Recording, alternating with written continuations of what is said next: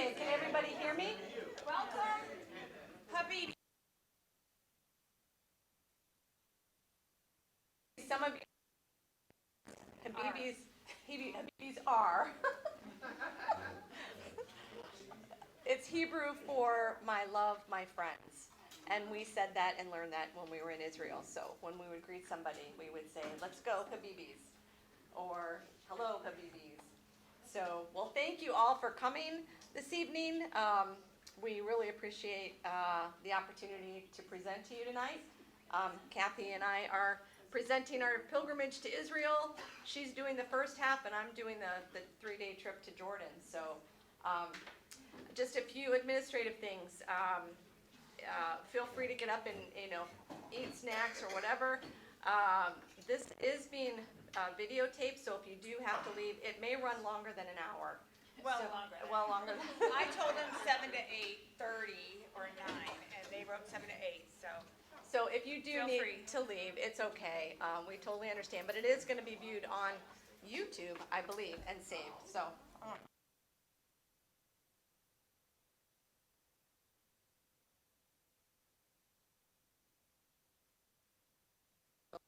Just thank you so much. So do you want me to turn this off? So can everybody hear me, or do I need a microphone?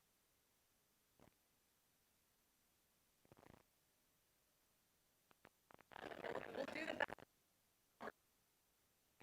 Okay. Okay, how's this? Holding it right? I've never used a microphone before. Oh, Dad.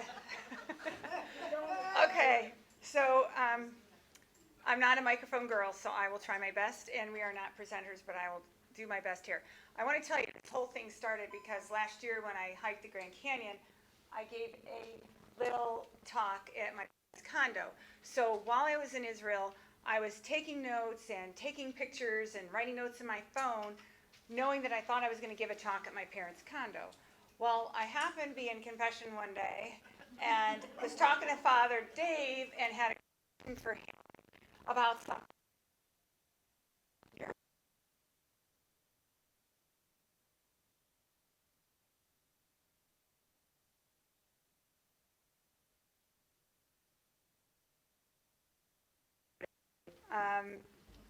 So I will tell you that speaking of Habibis,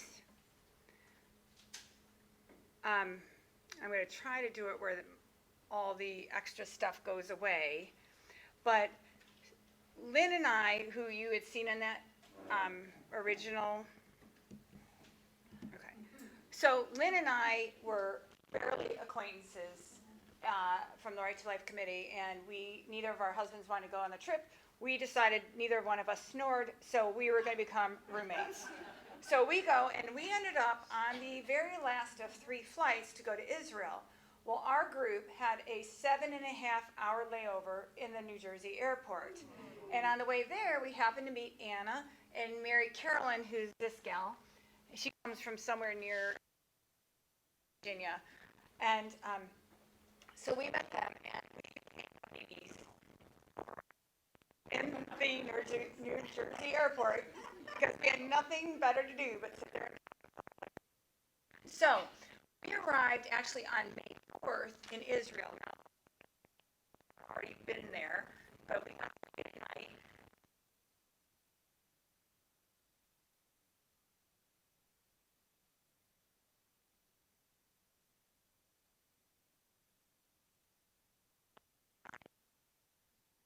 The people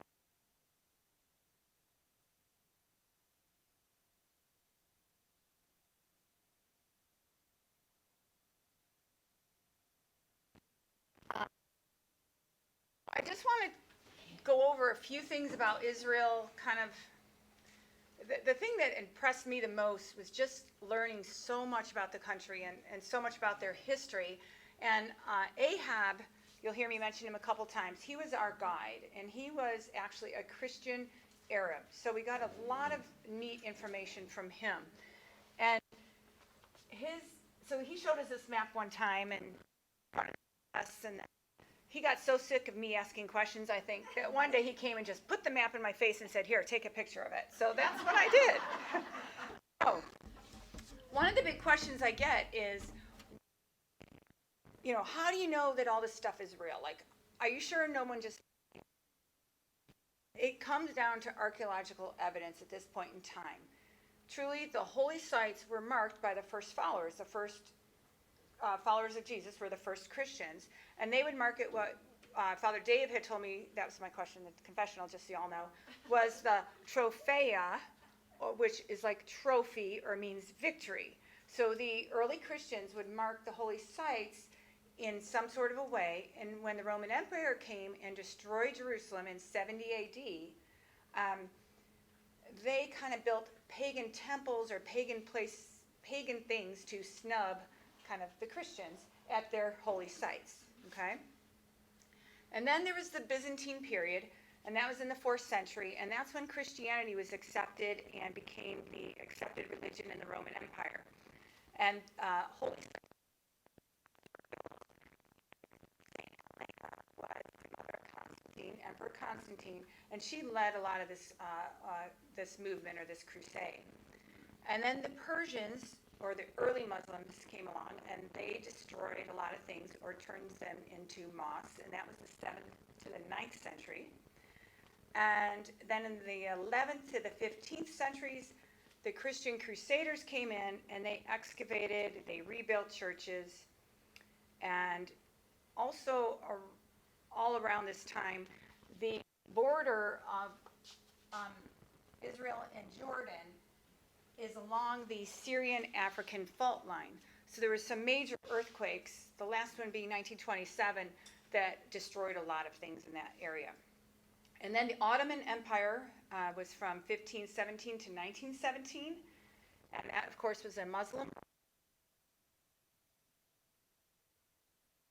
The British took control of Israel. Then in the 19th and 20th century, Pope asked the Franciscans, the Franciscan order has been around early 1200s, and he asked them to rebuild and guard the holy sites. In 1948, there was a big war, an Arab war, and then there was something called the Partition Settlement, and Israel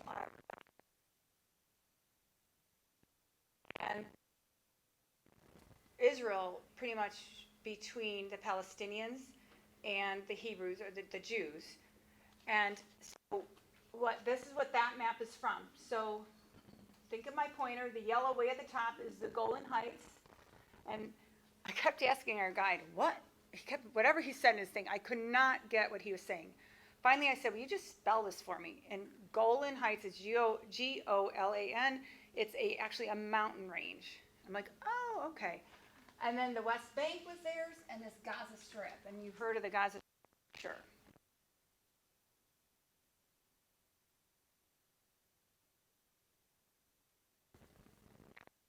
This right here. And that's really important. That Golan Heights, the Sea of Galilee. That's where a lot of from, okay? Then there was a couple other wars, and then in 1967, there was something called the 6 Days War. Okay, I was just a toddler. I don't remember it. But Israel took back the Golan Heights. So now the Golan Heights were Israel's. The West Bank, all this is now Israel. The only thing they didn't take back was the Gaza Strip. Okay? Of course, the people at the top, at the very top is Lebanon and Syria, and at the bottom kind of is Egypt, around in here somewhere. I don't know. So then there was a bunch of other wars, and at one point in time, 1979, I believe Israel made peace with Egypt. They have never made peace with Lebanon and Syria because they're fighting over two things. Water, because of all that fresh water at the top. Top of Israel has a lot of water, a lot of agriculture. You would never have guessed it. They told us it was like, our guide told us the fourth largest industrial agriculture area in the world. I couldn't find anything online to back that up. Maybe he had different sources. I don't know. But it was a lot of agriculture up there. The bottom is the Negev Desert. So, of course, it gets drier and drier as you get downstream here. So in 1992, the parts of the West Bank were given back to the Palestinians, including like Bethlehem and Jericho. So there would be Palestinian territories within there. Okay, and so essentially they are fighting now over essentially. You say, why do they keep fighting at the Middle East? They're fighting over water and they're fighting over the holy sites. So everybody wants Jerusalem, and the reason they don't bomb the heck out of Jerusalem because both sides want it. So they're not bombing it to pieces. We never even saw maybe a couple of bullet holes here or there, but really we never saw destruction in regards to war. You could see on one of the walls of Old Jerusalem. Yeah, I did. Like bullet holes, right? Yeah. So From the 6 Days War.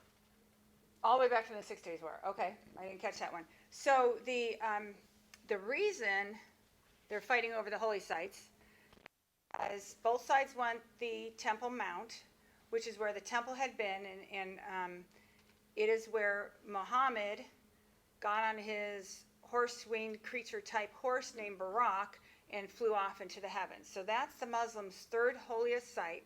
Their first holiest site is Mecca. Their second one is Medina. That's where he's buried, I guess. And the reason that the Jews want it is because there's the Wailing Wall or Western Wall that you might have heard of, and that's where they believe the divine presence is. And until they can build a third temple, the Messiah will not come. So they're waiting for the third temple to be built. Remember, the first temple was destroyed by the Babylonians in 600-ish BC. The second temple was destroyed by the Romans in 70 AD, and now they're waiting for this third temple to be built, and then after that they feel that the Messiah will come. So that's why they're fighting over Jerusalem forever. So, enough fighting. Now we moved on to the next day where it was Israel's independence. So I got my Habibis and I said, hey, let's walk to Old Jaffa. It's only 4 or 5 miles away. Okay, we'll do that, but then we are going to get a cab for the way home. Fine. So that's what we planned. They had like a run. It was just, everybody was out celebrating. You felt totally safe. And there's, here I'm pointing at my screen, there's Old Jaffa in the back. Bunch of people had come there and had lunch, and we had a lot of fun. So then we came to St. Peter's Monastery, and this is where it's going to be fun holding this thing. So St. Peter's Monastery was built, rebuilt a couple times. The current structure is actually from 1894. There's some panels that describe the life of Peter, including the giving of the keys, Transfiguration on Mount Tabor. And this church was a beacon to the pilgrims coming over to the Holy Land. And then here we are out in the courtyard. This is all Tel Aviv, Jaffa area. That's northern Israel. Yeah, we hadn't gone down to Jerusalem at all. Right. We're just still in Tel Aviv. We had a day to ourselves to get used to the time zone and all that kind of stuff, right? But of course, we said we're gonna just go for it. We're not wasting any time, right? We're here. We're gonna see what we can say. So one of the things that would have happened here was, first of all, here we are walking down to the old city, and at this port is where the cedars of Lebanon came through when they built Solomon's temple. Okay, you hear about that in the in the scriptures, the Old Testament.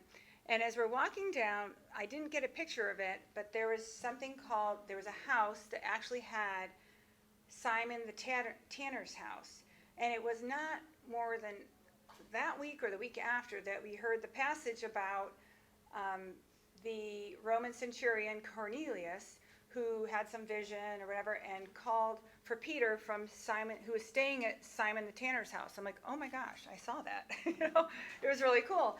And so then Peter was called to Caesarea, and he baptized the Roman. So he was the first Gentile that was baptized.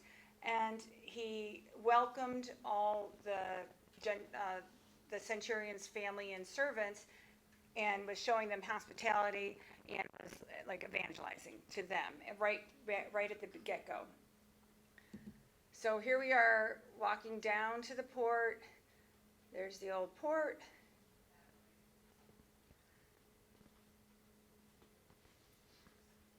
So the other thing that happened is Jonah took off from old Jaffa to go to Tarshish, yeah. And so there's a great big whale, which was kind of fun. And then these are just it was just so nice to be the old streets. It was just really cool. So then we're walking back. Tel Aviv is in the background. And then on the way back, we stopped at this Israeli Freedom Museum. And it was an old fort. And because it was, we were allowed in for free. And they talked about the different wars and all that in Israel. So then we're walking back. Like,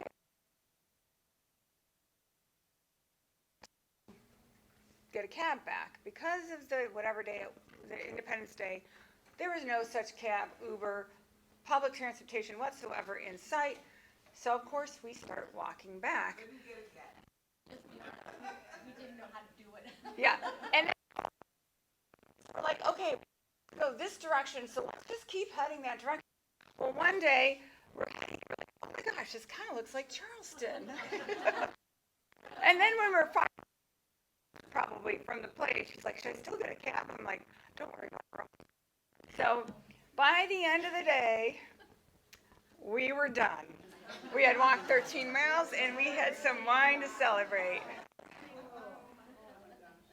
And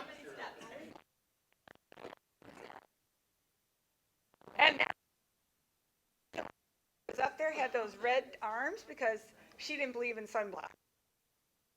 What am I going to do now?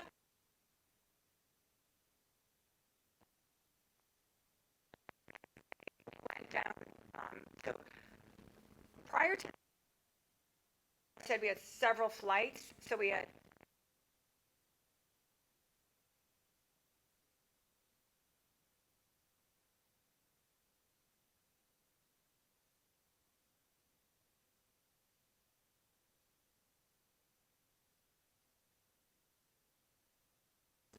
Just a quick bus ride. It's real close to Tel Aviv still.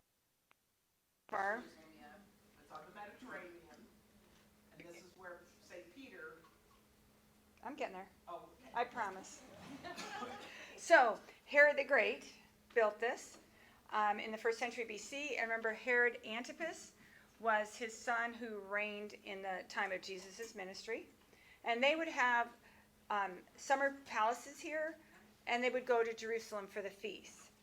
So this is the oldest amphitheater in the Middle East. It's still used today.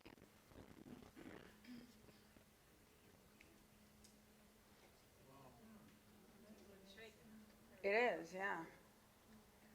And then Herod had a lot of wealth and slaves. So he was able to use stone from all over the Mediterranean and the eastern coast, especially like Greece, Turkey, and Egypt, to build his city and his palace. It was absolutely among them.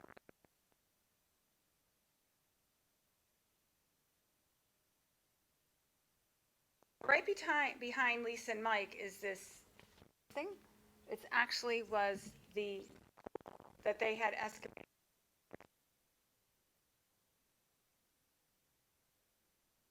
Their pool that they had.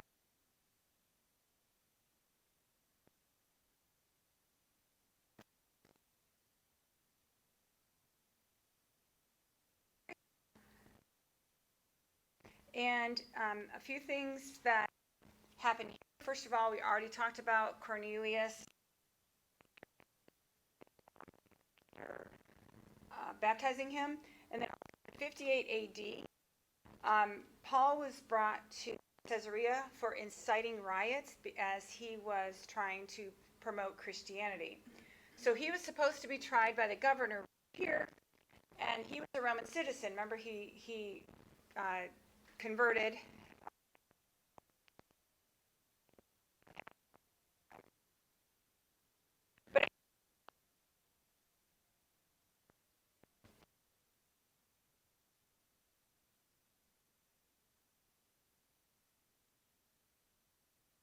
was stuck on a ship and brought all the way back to Rome. And then eventually,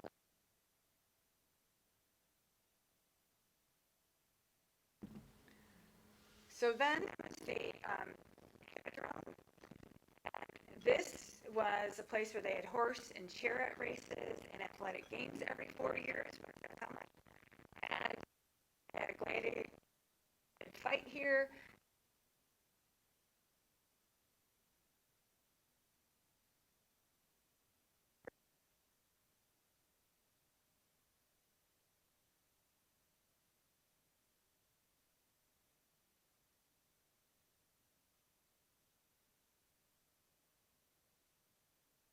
So it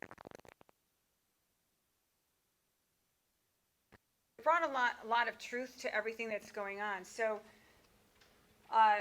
in 1961, they found this stone that is, they found that would have been like the palaces. And it was a stone that had written on it, Pontius.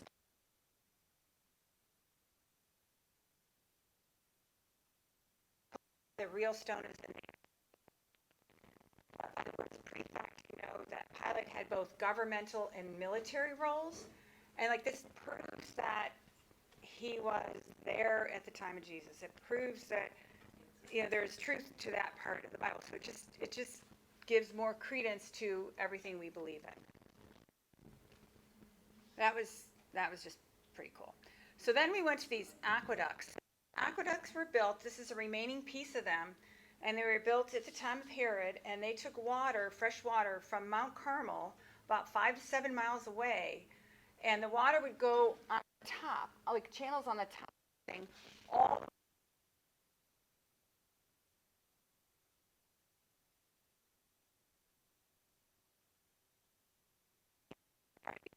movie stars. Then as we're driving, now we're driving towards Nazareth, right? And so here's Mount Carmel, and you might remember Mount Carmel in the Bible a fair amount. And Elijah here had challenged the 450 prophets of Baal to put a fire on the bull that they sacrificed, and their gods make the fire start. And then Elijah was able to get the fire started. His gods, our God, started the fire right away.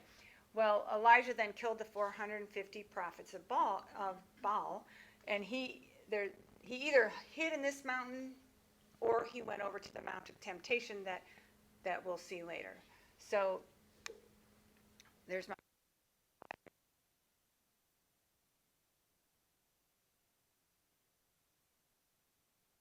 told us a little bit about the Arab neighborhoods and the difference between them.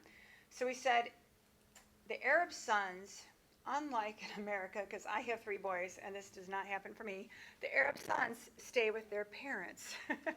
Wouldn't that be nice?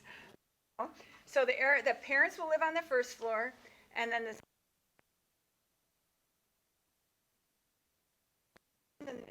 the Jews and the Christians, and they tend to have nicer cars, but not as clean neighborhoods, according to Ahab. All the children, both Jews and Arabs,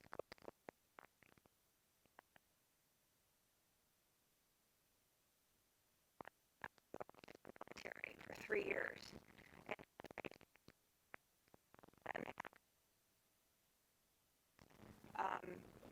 After that, we all try to get out to face the potential for jail.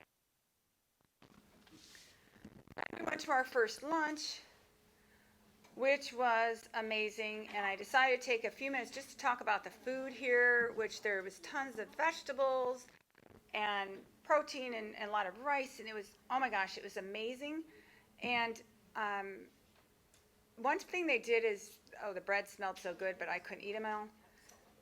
But one thing they did, little salads to the table, and the first time we were all in restaurants, here we are, oh, let's eat, and they kept refilling them, so we kept eating. They brought the main course out. Oh my, started like, okay, we need to pace ourselves. We can't just eat all the little salads first. And then there was this thing called St. Peter's fish.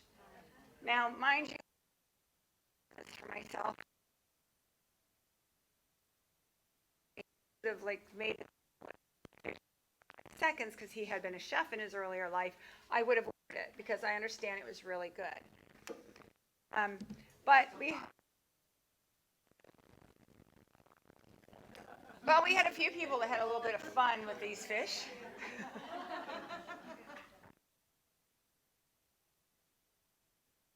To Nazareth. Now, Nazareth used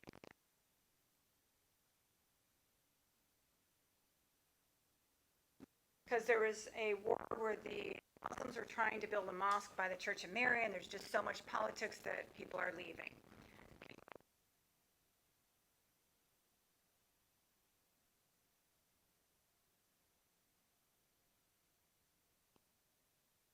See, the 4 gospel writers are etched into the building, as well as Gabriel and Mary at the top. And then the other thing is he was explaining to us the star, the Jerusalem star, which is right there, okay? That is on any Catholic church in Israel. And it's the big cross and the 4 little crosses, which can be the 5 wounds of Christ. It could be Christ and the 4 gospel writers, or some interpretations are Christ and evangelizing out to all 4 corners of the world. So between that and the Stations of a Cross, that's how you knew that it was a Catholic church, if you went there. Okay? So the doors of this basilica were absolutely beautiful. The main doors represented scenes from the New Testament, and they were only opened during Christmas and Easter. The side doors were the Old Testament, and that's what we came in and out of, but I didn't get a super good picture of those. So then this was the courtyard, and it had these mosaics of practically every country in the world, how they depicted Mary in their culture. So this was the Ukrainian one, which was kind of neat because all the conflict was big in the news in Ukraine at that time. And this was literally right inside the doors. Oh, Fox News. And this is the U.S. one, which was kind of gaudy. Probably the gaudiest one out of all of them. We were just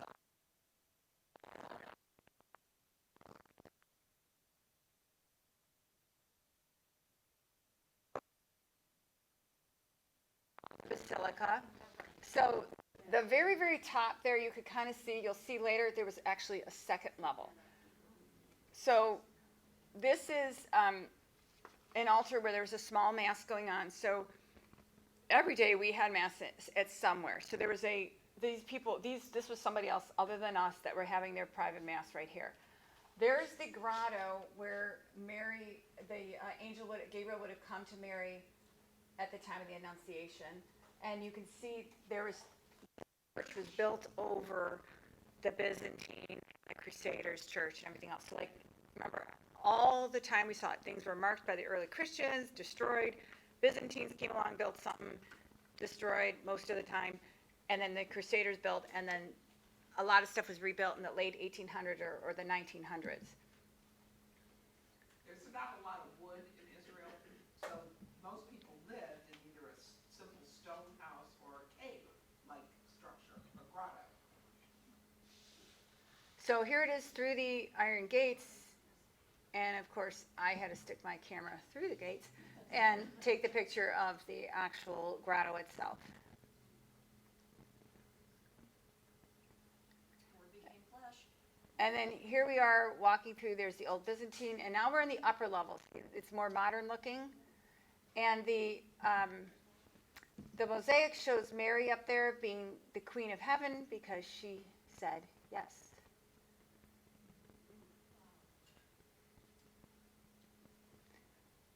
There's the Holy Family on one of the outside walls.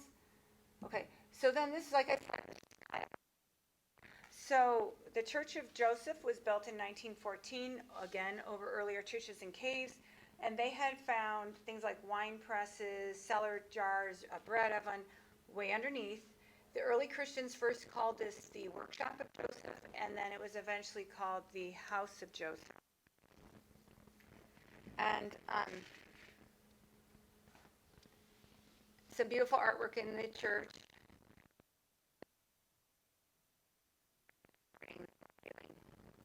Joseph. I thought that was just beautiful. So then we're going downstairs to where they would have lived, and here would have been their ritual bath. You'll see the next slide that was stepping down from their main floor. So here's the ritual bath over here, and this is where their workshop or their home would have been, again, in a cave. Poor people had caves, rich people had palaces. So then outside, there was this bronze of Joseph, and it reminded me, if anybody's ever been to Rome, there's in the Basilica, here, you walk by and you rub his feet, and it look like that, right? Because all these people have rubbed it over the years. So a lot of people have been rubbing Joseph, so we had to too. So then it was kind of cool that there was these beautiful marble plaques, 4 of them, with Latin, talking about the events that happened. I don't do Latin. So my father was a Latin teacher about 60 years ago. So I sent him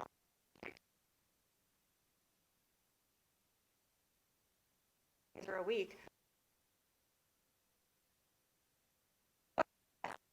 So I just put a couple of them here, and I shortened it a little bit to be able to fit on my slide, but they were beautiful things. So here's the basilica from a different area. And then as you're walking down past, you can see ancient Nazareth is down here underneath the ruins of the Byzantine church. So everything is built up over the original stuff. And then, of course, there is a sculpture of Mary in the gardens. So then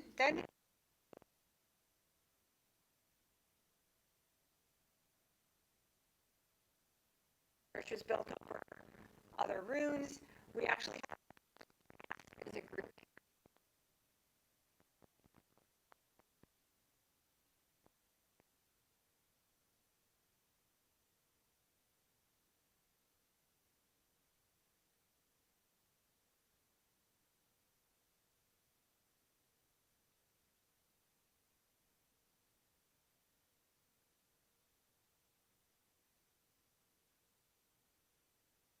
Led the music, bring you to tears.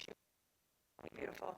So, starting with this mass, we always got to listen to Lily, and it was beautiful. Note though, I know this is that when it's built up, but it was kind of cool how they had wine jugs all along the altar. I thought that was pretty cool. And there's the dome of that church. And then after Mass, all the married couples were able to renew their wedding vows, which was very special. And Lynn and I didn't get to renew wedding vows because we weren't married. So we decided instead to bring it home to our... Mine's already gone, of course.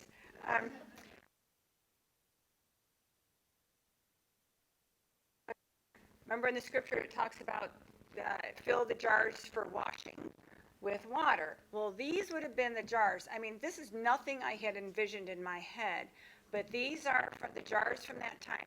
Look how freaking big they would have been. It wasn't. They're not saying that this is, but they're saying these are the jars that we found and would have been there. That's what. And then they changed water into wine. So then we made it to our the next, which was on the Sea of Galilee, and we're in this beautiful hotel overlooking the Sea of Galilee, and that's me and Padre. So then the next morning, we went to and that's like the evangelical triangle.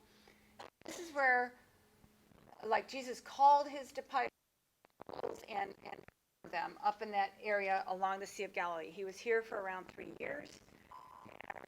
Stop. Hey, Mike.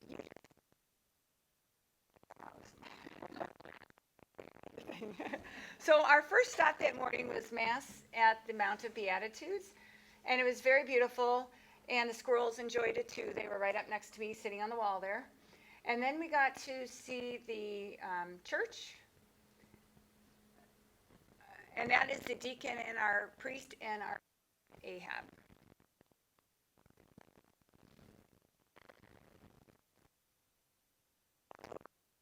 In 1936. And it was beautiful grounds, absolutely. Here's some of the people that were on the trip with us. And we were there at like 8 in the morning, so it wasn't crowded. It was just gorgeous.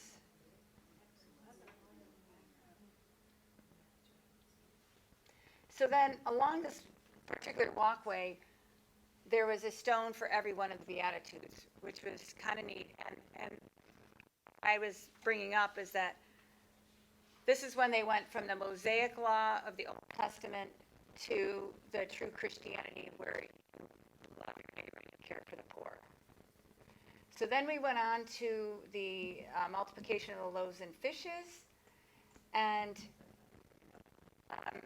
this was, I think, the first hot tub. So, again, this church originally built early, and then there was a Byzantine church that was destroyed in 600 AD. But and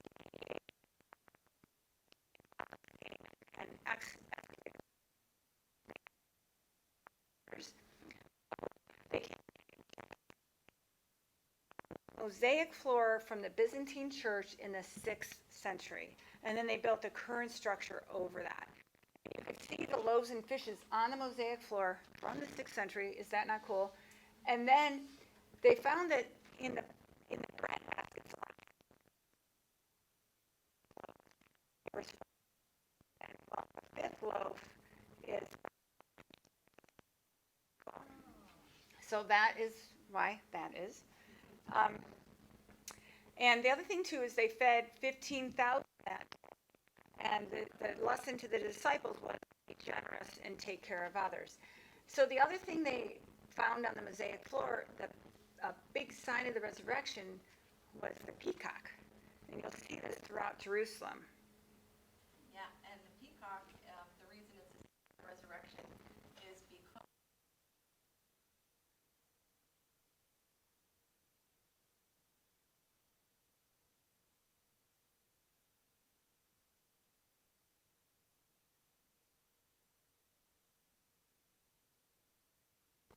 decomposed because he rose.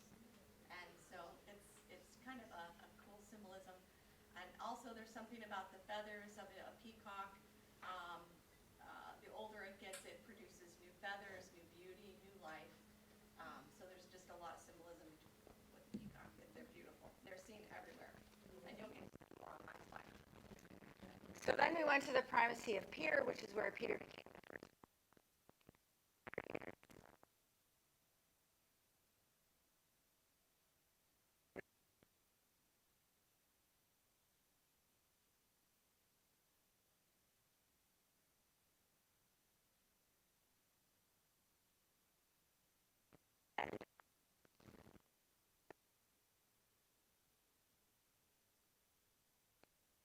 So, huh?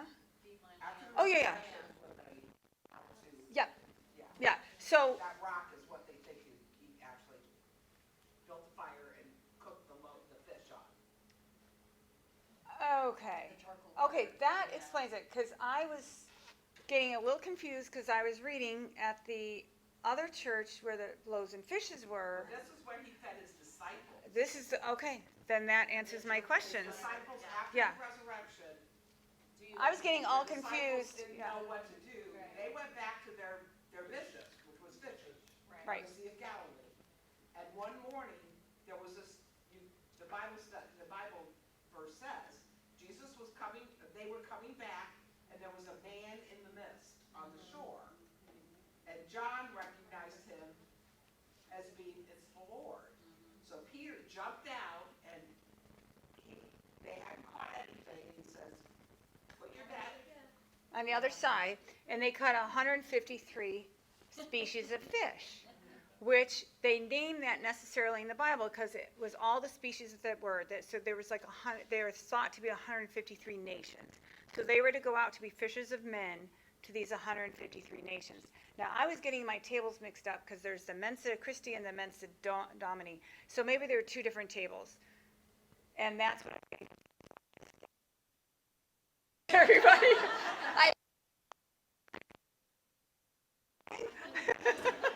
okay.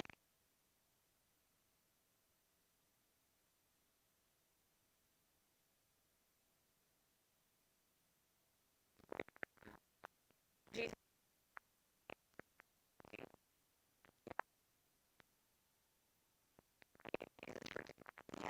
And Peter became the, okay? So that's why the primacy of Peter is the name of this site. And again, it was absolutely gorgeous, and it's really kind of cool because this little sign says, this is holy ground. You know, so if anybody's coming up, they know they're stepping on holy ground. So then the Franciscans, That's one of the places where you really know. This, he was here, right here. yeah, And we're here, right here. It's just, it was very, very, first of all. very cool. And then the Franciscans were celebrating 800 years, so I And on just the took pack it. lists every pope. Yes, there was From Peter, a legend that sign, a poster type thing that listed every pope. You're right. So they went to Capernaum, the town of Jesus. Capernaum, that's how they say it. And this little guy here, he had a little trouble with Anna's attire because her skirt was about an inch above her knee, and you're supposed to have your stuff covering your knees and your shoulders. So she fortunately was able to wiggle it down and still get into the place. So I was like, when he said, "Oh no, what are we gonna do?" So it worked out just great. The White Synagogue, which was made out of limestone. That's why it's called the White Synagogue. And it was 4th century, and it was built synagogue, which was the basalt rock of the original synagogue from Jesus' time. Uh-oh, I'm skipping pages here. So there's the original synagogue rooms, and then in the background here,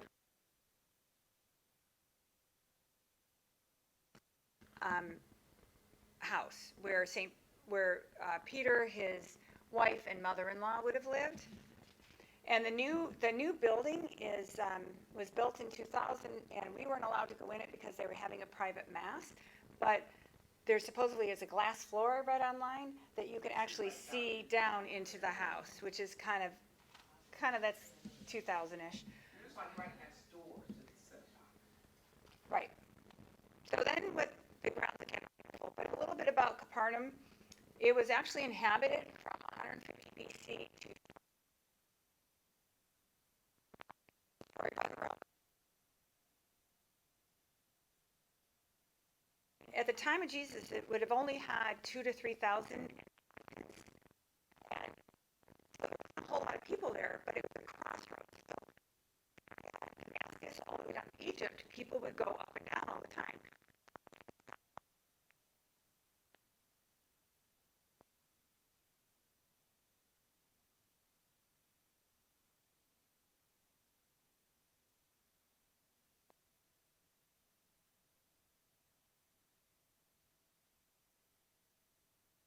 A Catholic can go to Mass would remember that there was a centurion who asked Jesus to heal his servant, and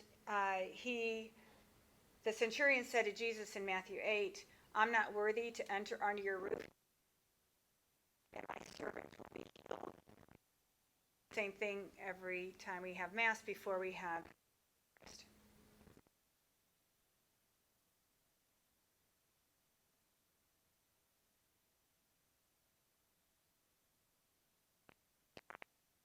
And contemplate or take pictures.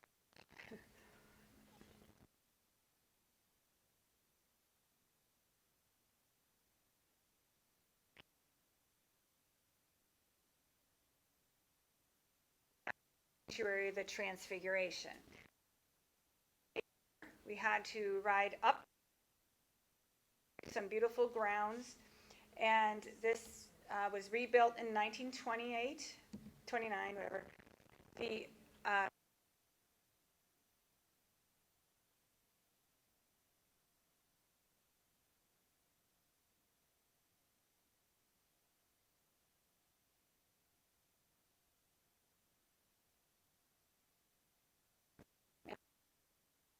then Moses, the law, and Elijah, any of that other stuff, and the New Testament in Jesus fulfilled the Old. So that is the symbolism behind.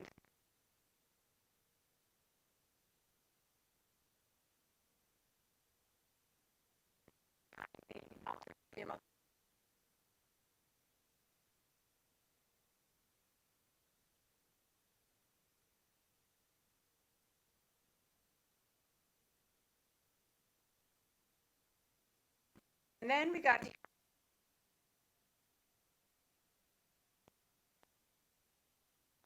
I think this is where it comes from. This was a collective agriculture, and they would work. The people would work and live together, and they're used to be very, very popular, and there's fewer and fewer of them now. So we're standing on the top of looking to this kibbutz area, okay? And Ahab, our guide, told us that he met his wife on a kibbutz when he was a foreigner working on one of the kibbutzes in 1991, which was very sweet. We liked Ahab. Ahab was a good guy.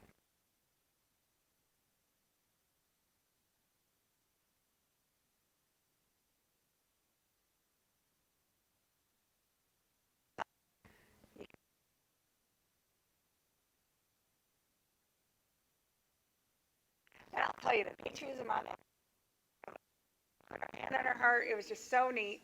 And that was really cool in itself. A little bit.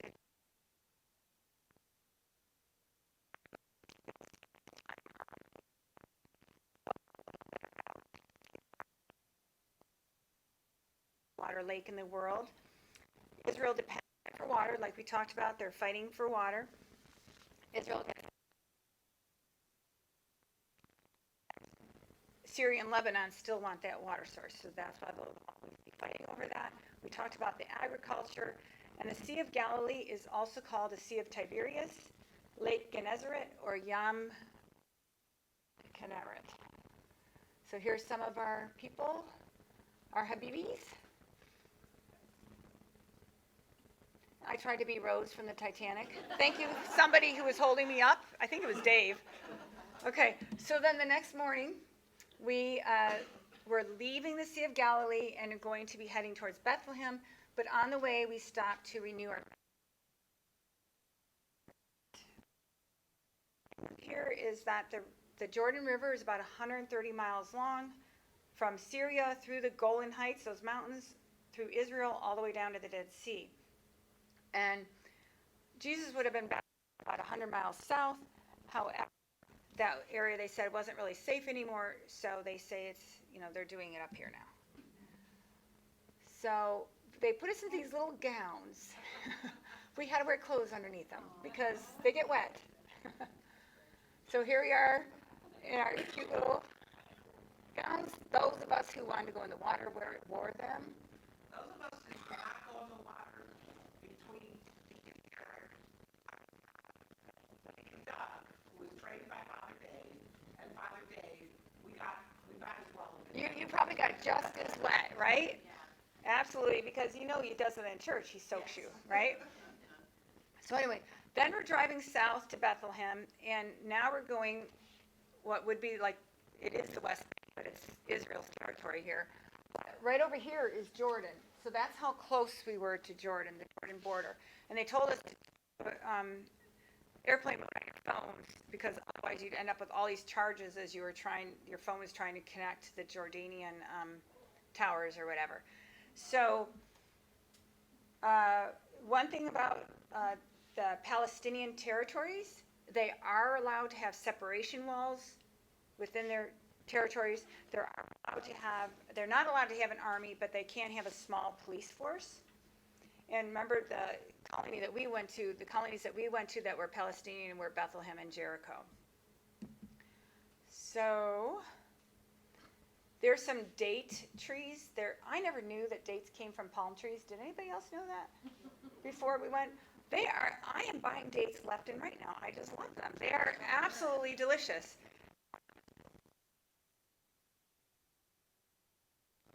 This without food. And this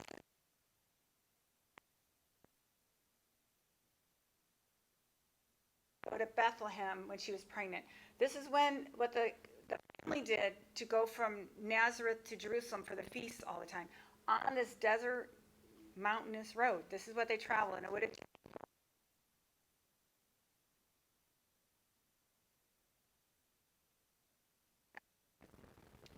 some people that still travel along the road, and there shouldn't be an in here, is that Bedouin people, nomads or gypsies,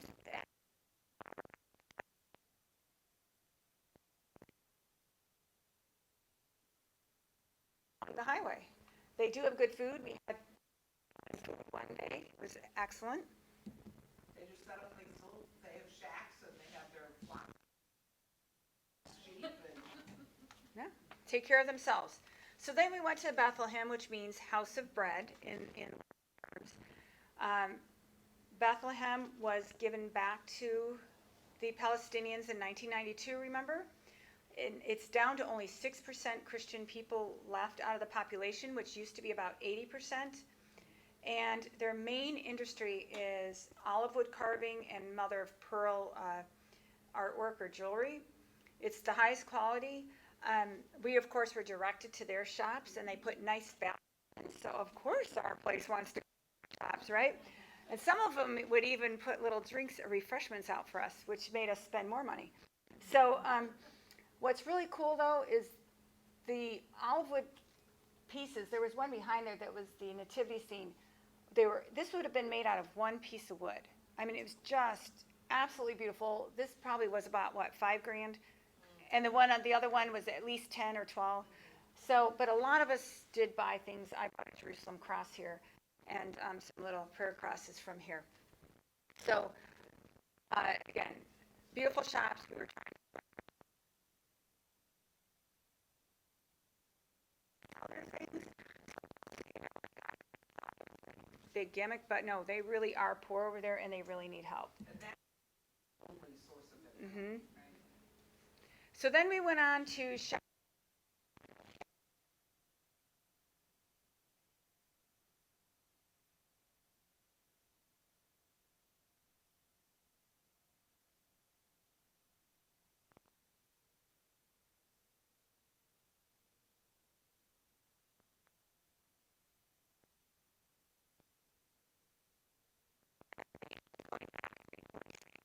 And in every single picture, Ahab was asking, what do you see that's the same in every picture? Well, there's a dog in every single picture.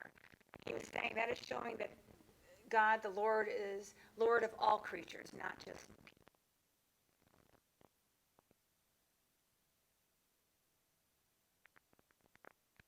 So then you could overlook Bethlehem here. And then we went into the cave. And I think this is when everything really finally really hit me. But think about this. This is a cave, okay? And they put this wall here. So this wall would not have been here in Jesus' time. The people lived in caves.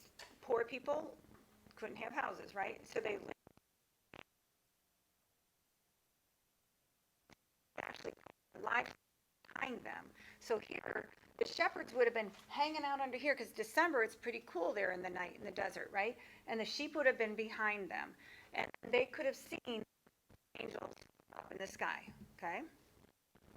So we had Mass here, which was absolutely beautiful. It was a little bit humid, starting to shed clothes as we were going on, but very humid and very low ceilings, see that?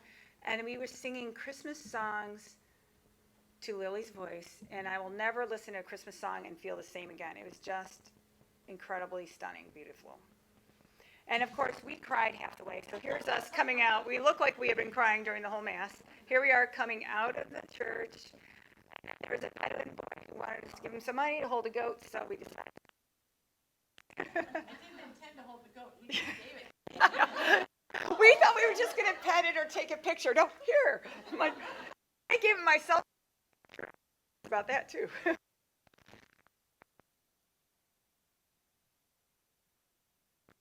And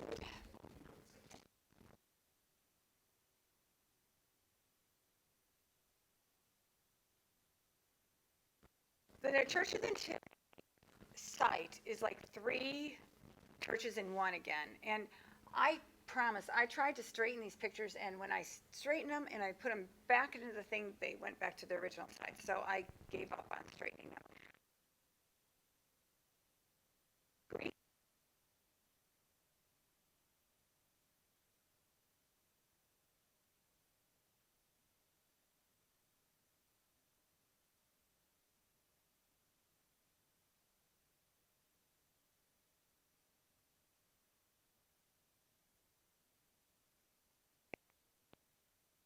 Byzantine church have these icons, and I don't know if any of you guys remember, but they're 4 icons in a particular pattern, and I don't remember exactly.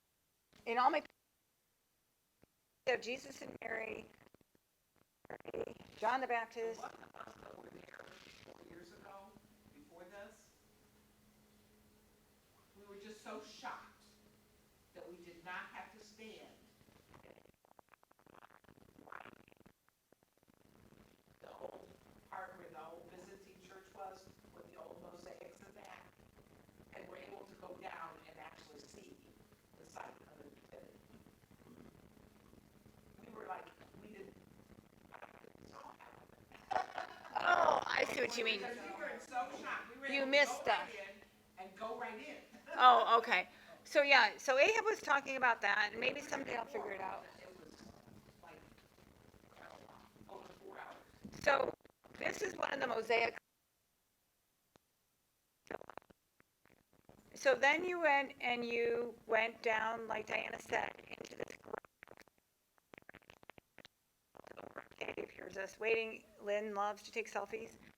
So here is the birthplace of Christ.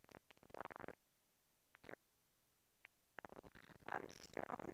The original star was actually 1847 by Greek monks. So that is not the original star. I found that out online. Down there, and I talked to you about that it wasn't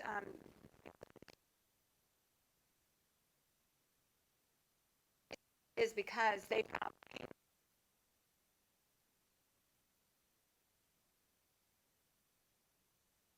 and they also did not destroy the church when the Persians came in and destroyed the rest of the churches. So there used to be the manger over here, and in a different place had the king's clothing, and I guess the Crusaders took all this stuff back to Rome, but they left a little altar. So there was an altar where they used to display the manger. So then there was an Armenian Chapel here, and they sent monks to Jerusalem. So there's a fair amount of Armenian presence in Jerusalem. And then we went over to St. Catherine's. Now, St. Catherine's was built in 1081.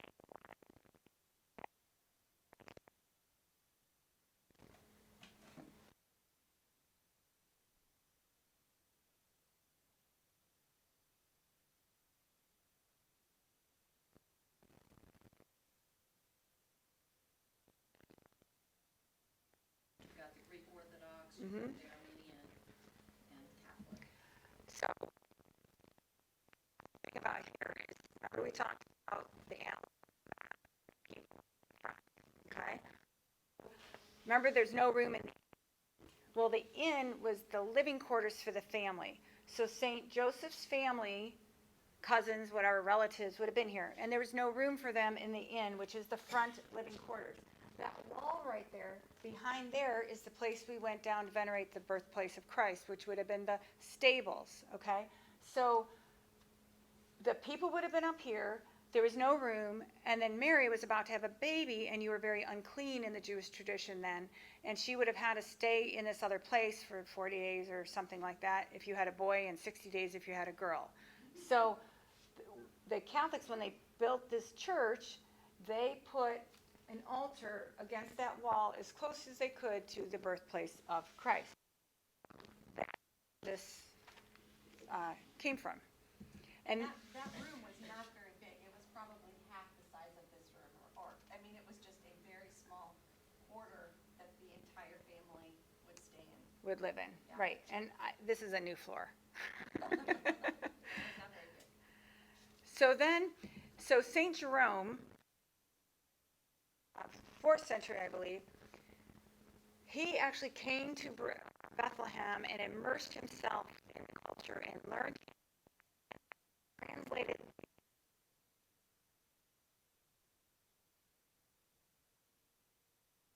buried here for quite some time. So there's a altar for him, which was in this room. Showed you that was the inn, and then that room with the wall and the altar would be right here. Thank you to Dad.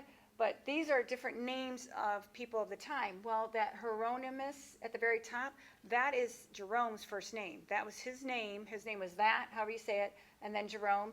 And then Eusebius or whatever, that is another church from the 4th century. So many people like were there. I mean, it just gives you kind of proof, which is kind of cool. So then we had, arrived in Jerusalem for 4-night stay, and an eagle.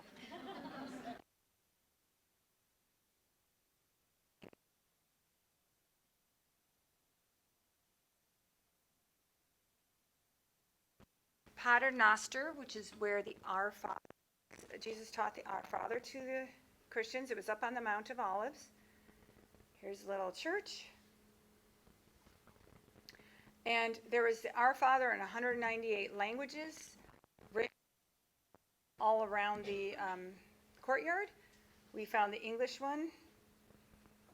And then site underneath, there's a little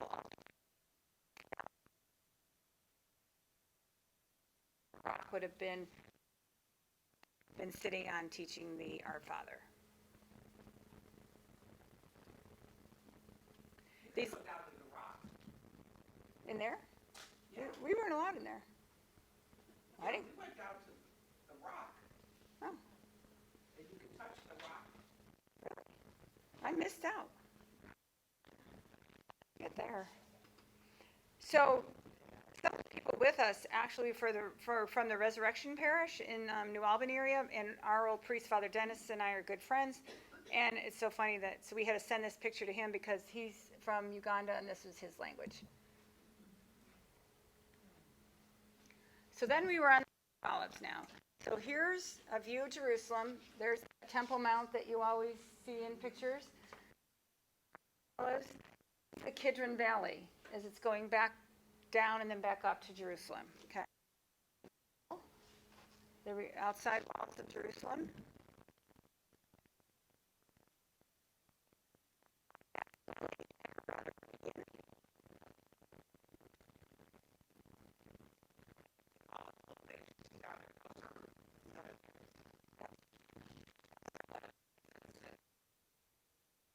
Valley with his disciples when he was around Jerusalem.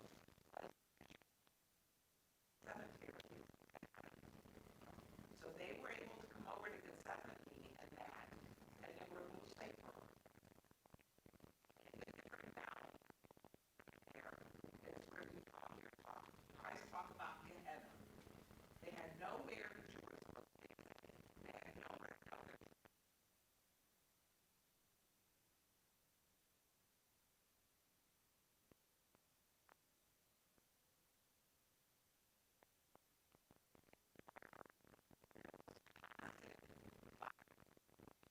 Talk about the fires of Gehenna. The fire never goes out. Now, did you learn that from your guide this time or last time? Maybe last time. Yeah, we had two buses. One was a Christian Arab, and one was a Muslim Arab. And I think we were getting different stories. So anyway, That was the last time, though. so this was the Jewish cemetery, 150,000 graves since the time of David. And from what I asked, because I thought they were all in there, he said, no, they're buried underground, but these stones are on top. And only the rich can afford them. And these little stones that are on top, kind of, that's like a sign of respect. And the people that are poor, what they would do is they would be put in a cave, like a family cave, and allowed to decay for a year or two. And then the family would go in there, stick their bones in a box, bone boxes, and then the cave was there for the next person who died. Because they couldn't afford those fancy graves, okay?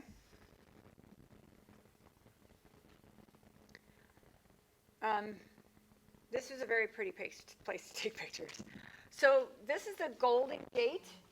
Do you remember hearing the beautiful gate or gate in Scripture? And where Jesus would have healed a paralytic right inside near the Golden Gate. And it was, when the Muslims had control of this area, they closed the gate off. They put stones inside of it so you couldn't go through. And then they didn't want the Jews going near there just to snub them. So what they did is they put a bunch of Muslim graves right there so that the Jews wouldn't want to go anywhere near it. So people just keep snubbing each other right here. Yeah. One thing our guide told us about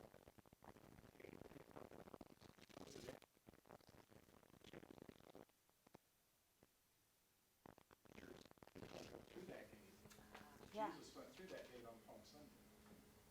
Okay, you're right. And I did forget that because it's in here. So the Jewish Messiah could not go through it, and that's it. And that's why they also put The Muslim. cemetery there, because the Jew will not go through a cemetery that's not Jewish. Okay, well, see, I knew it. So it's a lot to that section that only Jesus could heal that area from. Yeah, exactly. Jerusalem is a holy site for so many people. The Jews fighting over all of it. And the thing is that that's why all the graves are facing Jerusalem, because they feel when the Messiah comes, when that third temple's built and the Messiah comes, they're all going to get out of their grave. They were just going to go over the wall, but they're going to go through the beautiful gate into the temple. I remember somebody also saying that this would be the site of the second coming of Christ, if you overlook it. Do you guys remember something like that, that this would be like the place where? That's what I we're remember the guy saying, let's see that spot that that's where World War III is going to start. Yeah. That's guaranteed. So, Well, he may very well be right. the Temple Mount, one thing I learned a lot of things, but one of them was the actual temple, the Jewish temple, was destroyed.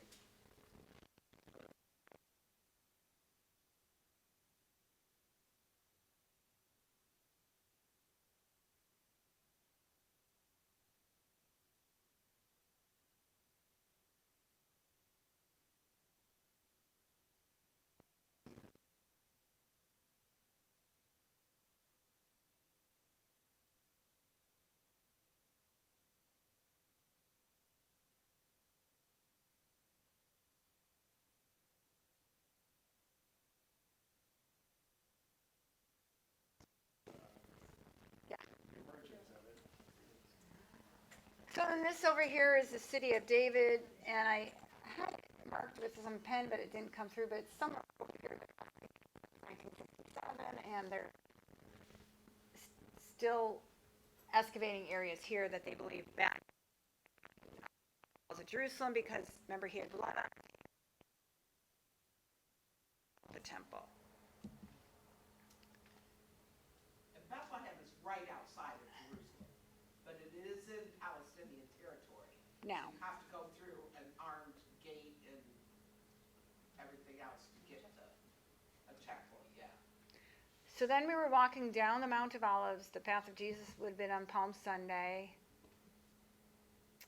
And then we came to the Dominus Slavitt, which is where Jesus wept.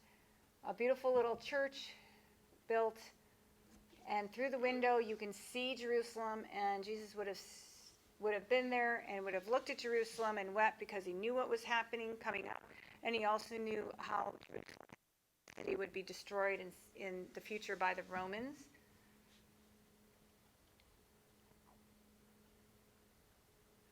And then as we were leaving, I saw this tree of thorns, and my aunt went to Jerusalem a couple years back, and she had shown me this picture that looked like a similar tree, but I think it was a young tree. And the thorns on that tree were very, very thicker and even hard. These are hard, like they didn't bend at all, and they're young. So I think, I'm not sure, but I'm thinking this kind of tree is what thorns was made from. But thicker and bigger, badder thorns. So then we got down to the Garden of Gethsemane, which was absolutely beautiful. That's an olive tree that has been dated over 2,000 years old. And from Gethsemane, you can actually see the Golden Gate. So like you said that, yeah.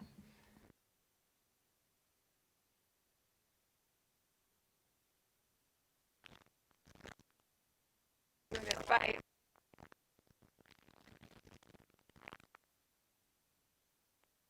Church of All Nations is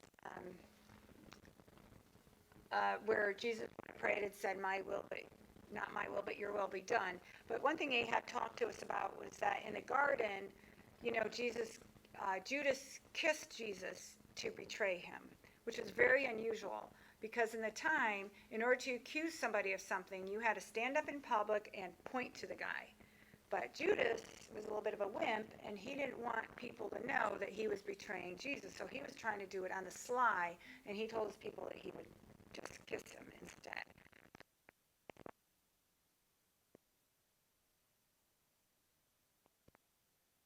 Church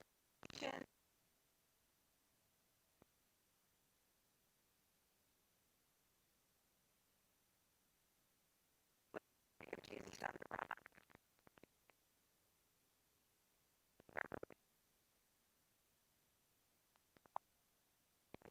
Well, there wasn't a whole lot of room, so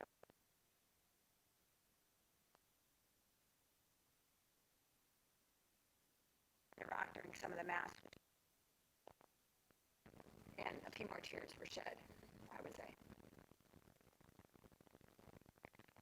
Father, okay, so after every mass, Father would take a picture of everybody first, and he had to do a selfie. He loves his selfies, right? So I know it's kind of blurry. It was so funny because, first of all, you only have that 1 hour, and then they're trying to come in. They're trying to be quiet because they're trying to be reverent. And it's very hard to get all these people together, take a picture, and be quiet. And all these people kept going up to him and say, Father, do you want me to take I got this. I got this. And he had to do it for every single place we were at. It was kind of funny. So then we went on to the church or dormition. Acts.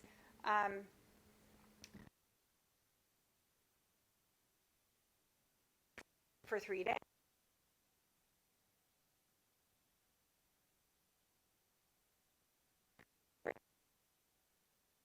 And there happened to be, it couldn't be possible because back in the day, they didn't believe until after 3 days. They didn't. So they probably want to make sure they wake up, right?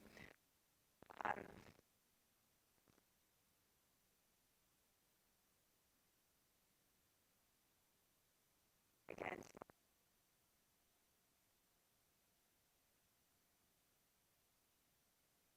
we'll try.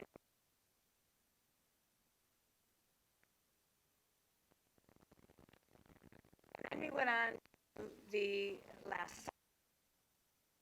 This site with churches and a mosque.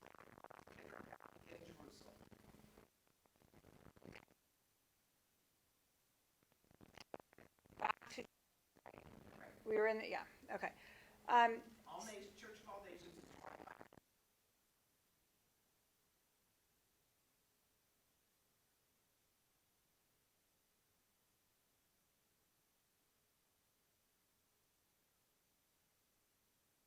kind of here in this room.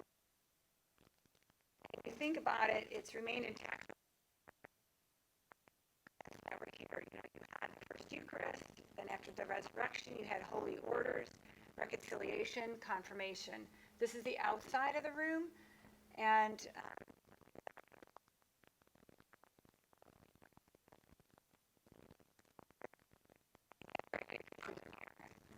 okay, all right, good. But I'm not doing this again.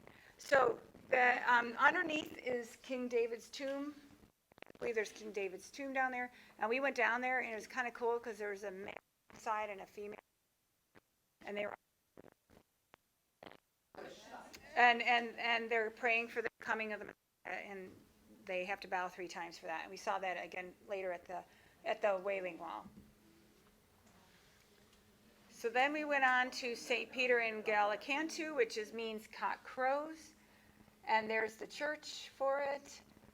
And this is commemorating the site where Peter denied Jesus 3 times. And there was beautiful mosaics of these events.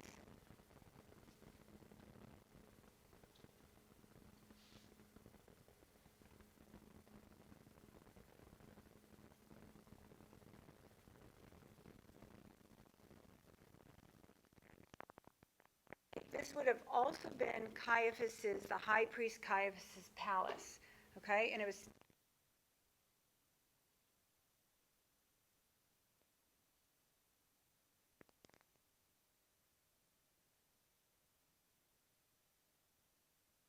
so it's believed that Jesus was bound and lowered into one of these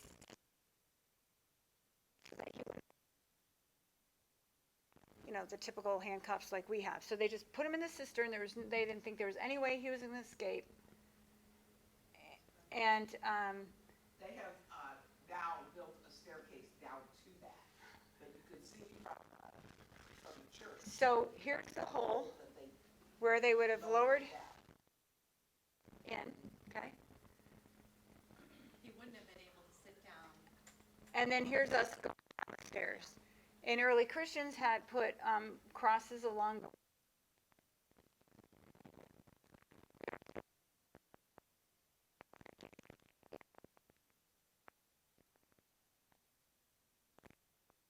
it kind of reflects what would have happened to him at that time.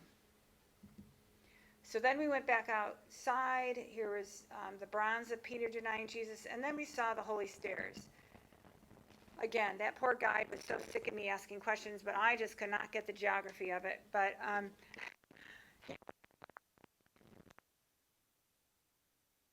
to the Garden of Gethsemane, then he would have gone back up the stairs, bound and arrested. And these are the stairs, and you're no longer allowed to walk on them. The pilgrims are not. He would have gone back up the stairs to Jerusalem to be tried. So that was a pretty heavy day. Now, at the end of the day, we went to St. John the Baptist place in this little town.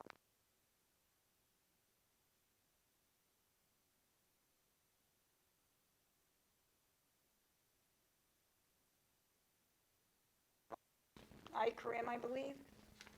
And there you have the statue of Zechariah and Elizabeth. It was built in the early 1900s, has Spanish influence, and it was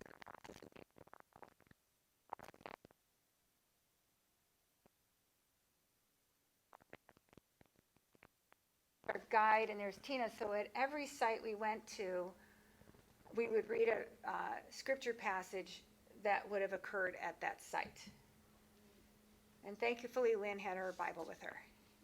So there's the site of the birth of John the Baptist. And then outside, the Canticle of Zechariah was in several languages on the wall. And this is in the Liturgy of the Hours, as well as in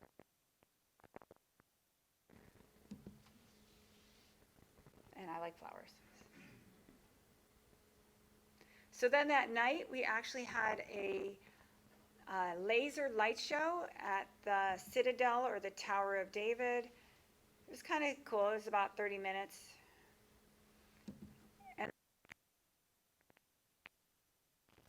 So, does anybody need a refill on their wine or snacks?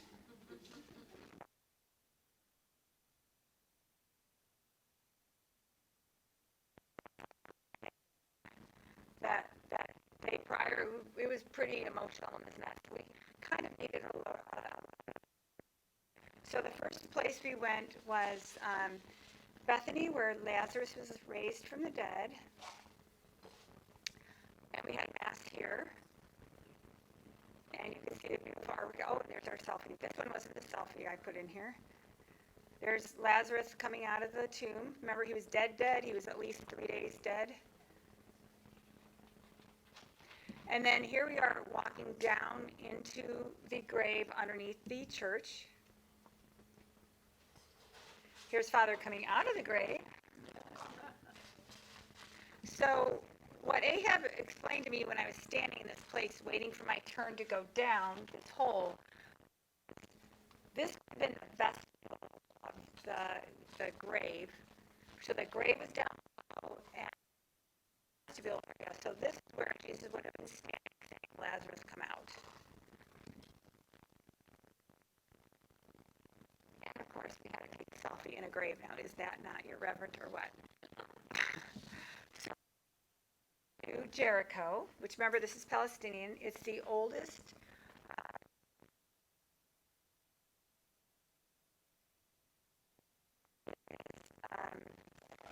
dates back to 10,000 BC, the freshwater springs. And this is the place in the Old Testament where Joshua would go around 7 times and blow the trumpet. He is the land of milk and honey.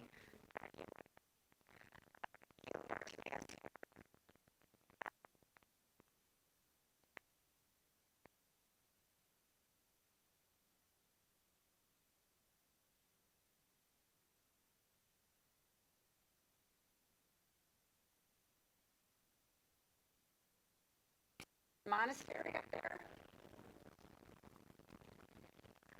They took us way up though. I was thrilled to have some exercise. They're dead standing. Down here is where Petra and the armies, where that big battle occurred in the Old Testament. Okay. So then here's the monastery, like would have been the walls. Again, it's an Orthodox Greek, very old Greek Orthodox place. And this was the place of the temptation, the rock where Jesus would have been tempted by Satan after he had fasted for 40 days and 40 nights. And you weren't supposed to take pictures there, but I had managed to clip off the picture. And look.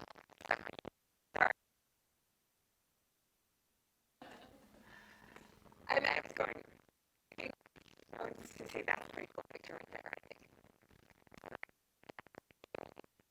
Remember I said Elijah may have hid in Mount Carmel, or he hid at the Mount of Temptation. And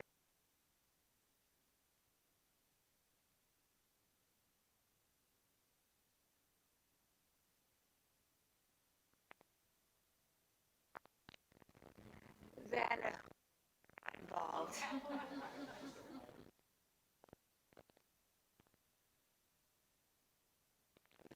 That was actually at the Bedouin restaurant we went to.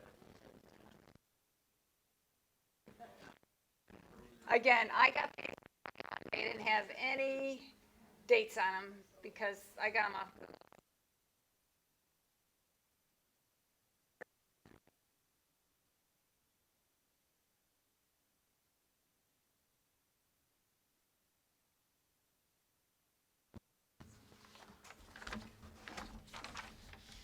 So a group of Essene sect Jews in the 2nd century BC, they rejected the religion in Jerusalem after the Babylonian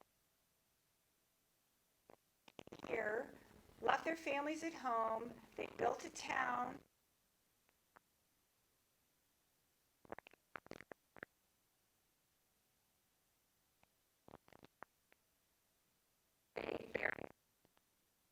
They were concerned.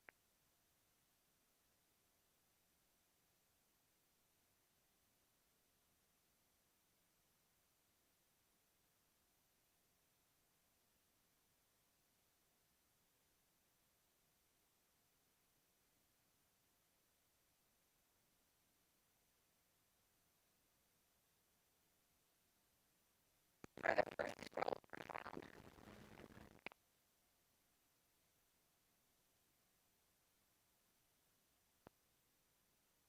His sheep, and he was looking for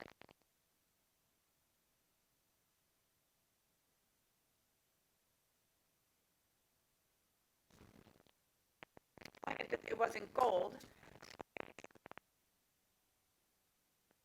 sold it to the highest bidder, took him to Bethlehem. Bethlehem found out. So then the Bedouins were trying to find all these other scrolls.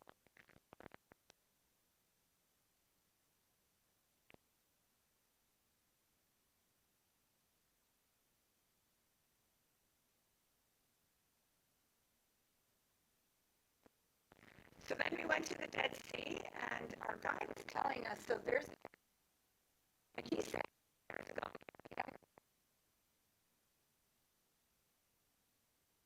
road wasn't even here. It's a new road.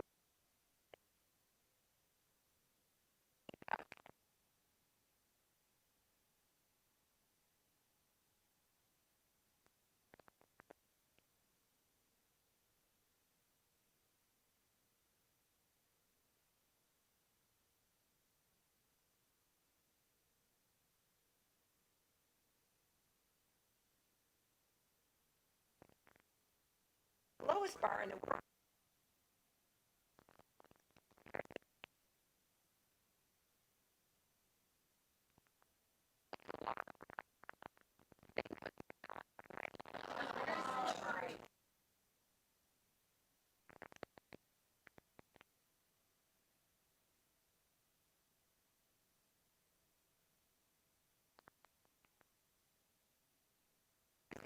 Our guide.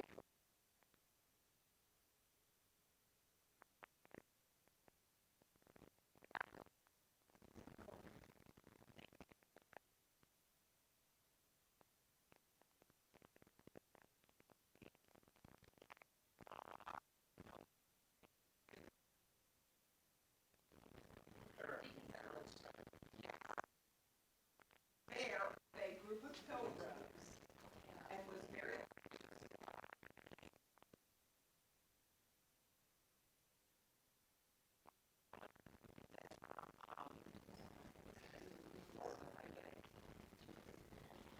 Okay, so these walls of King David were destroyed and rebuilt 5 times. These are from the Ottoman Empire. Gates, and you'll see the Muslim gates before. There was a gate, there was only 40 Muslims, and it was guarded by military.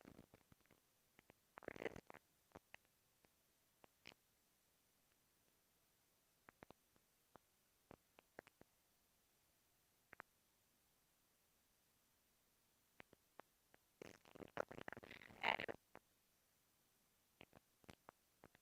they were,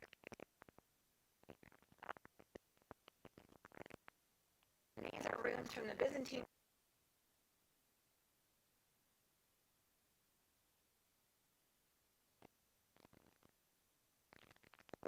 There's the pools again.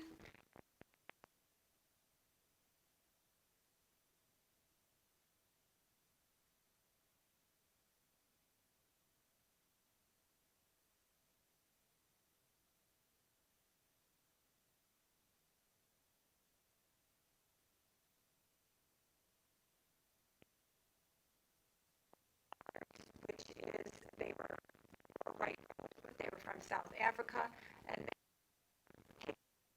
so this is a garden.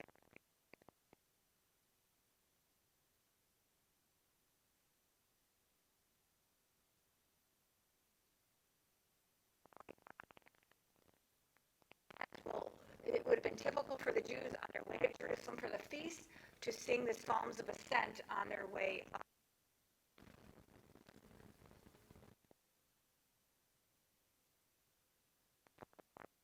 Because it's a Muslim, Jewish, Christian, and Armenian quarters, we had a walk.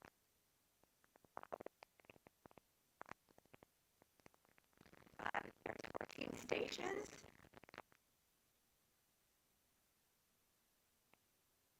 At 3 o'clock. Della Rosa and the public can join.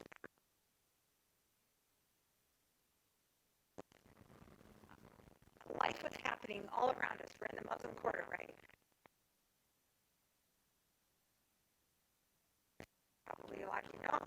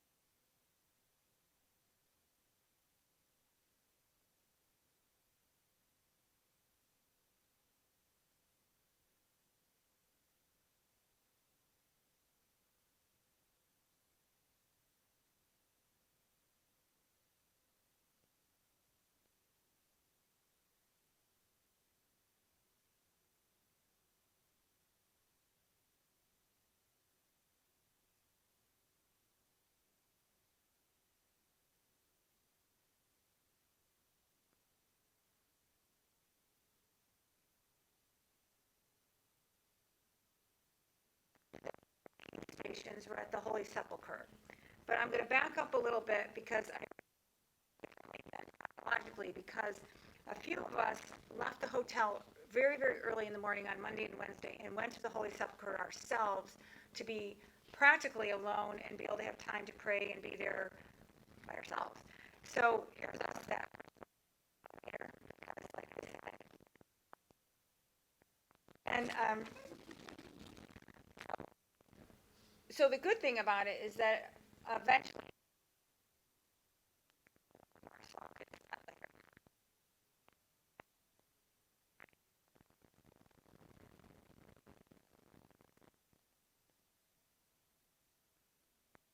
where the courtyard where Jesus would have been stripped of his clothes.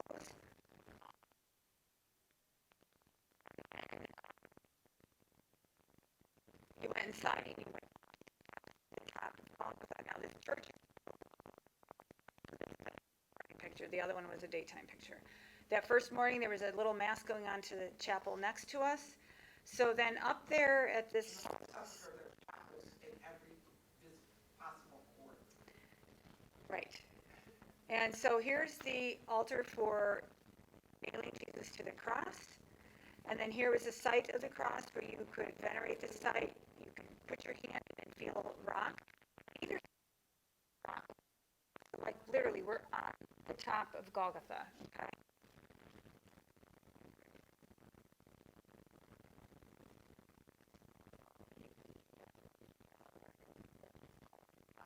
I was about this high. So then Put your holy. So then the second morning, when we went there on the Wednesday morning, I discovered this place kind of by accident, and there's somebody in there praying. I'm like, what is this? And they said, this is literally right below the cross in Golgotha, and it's where the earth split in two when he died. So you could see, like they showed you the crack. So this is directly below the cross where I spent some time in here. There's rock in that area. And then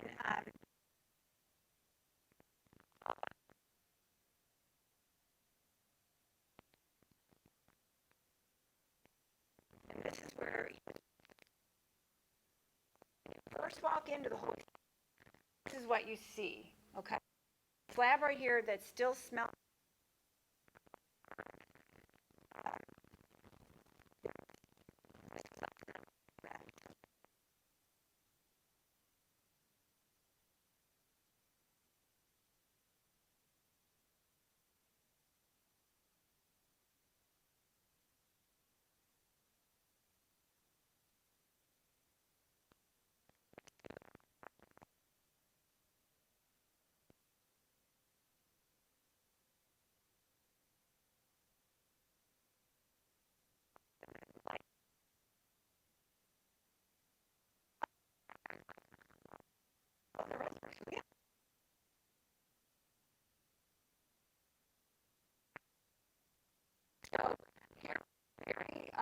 and the 12 apostles up there. So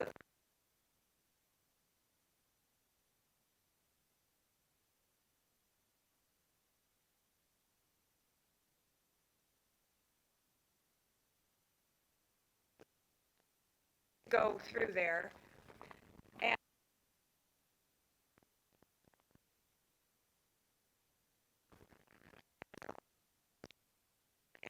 the back of that tomb, and you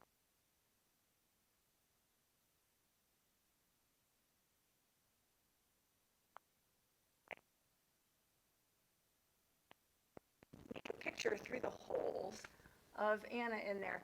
So what she's touching is the stone that the angel was sitting when Mary and them came. So you guys can correct me if I'm wrong, but I think these particular stones were up here, right? Because we're way high. I'm sure that this is, it was probably way lower. Christ was there. I mean, the wonderful thing, like you said earlier, about Christianity there is that there's certain places that you think, okay, it happened around here. They're holy sites, but it happened around here. But the really holiest of holy sites,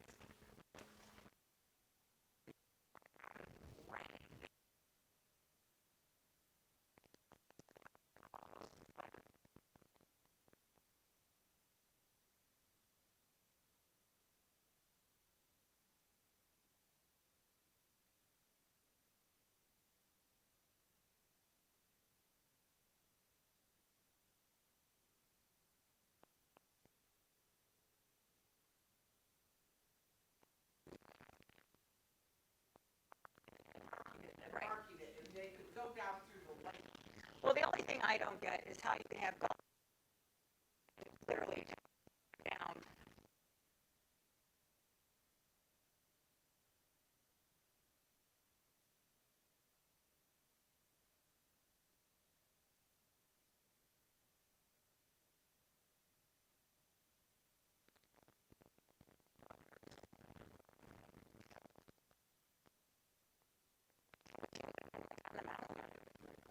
Yeah. Really, prepare the body and put him in the tomb.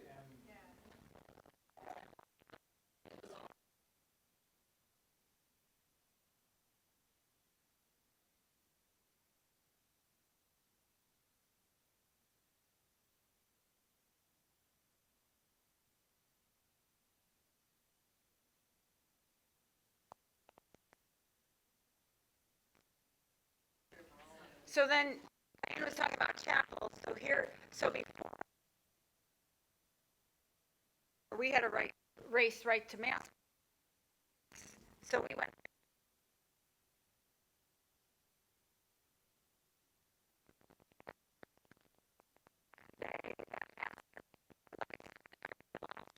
And saw all the other sites.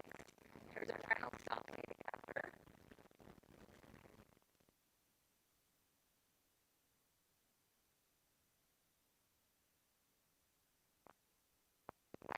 And 2 floors under where the cross was now, we found this Armenian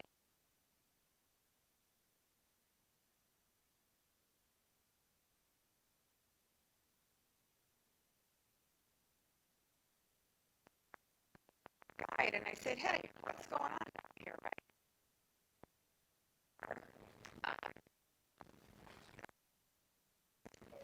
To have been, she was there getting rid of the pagan temples, excavating, and found 3 crosses laying near on the bottom, way below Golgotha, where the cross was, right?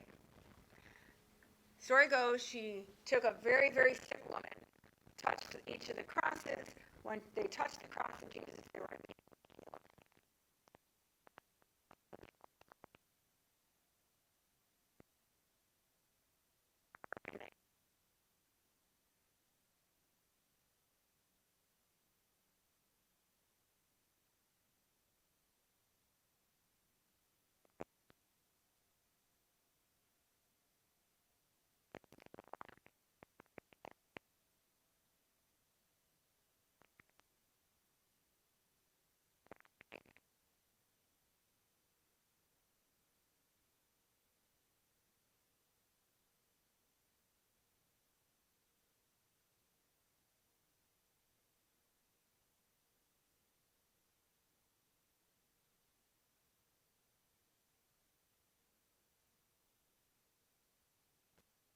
relatively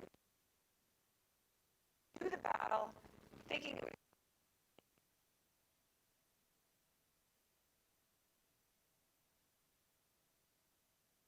with this, he died immediately. So that was really, really cool to get down there and see that. So then we went to lunch, did some more shopping. So that was that. There's Father having a little bit of fun. I love the little kitty cat waiting for scraps. And then we went to the last place, which was the Wailing Wall of the Jewish Quarter. Now, this used to be Arab, so this would have been an Arab neighborhood, okay? Remember we talked about it being the divine presence? Here's some ascetic Jews.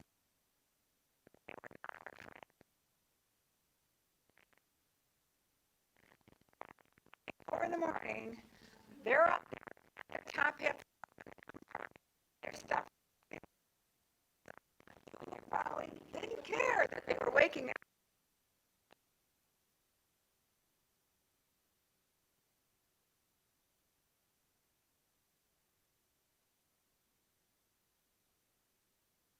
There's people assigned to sit next to a woman, and our plate in front of us, and we were getting. Oh.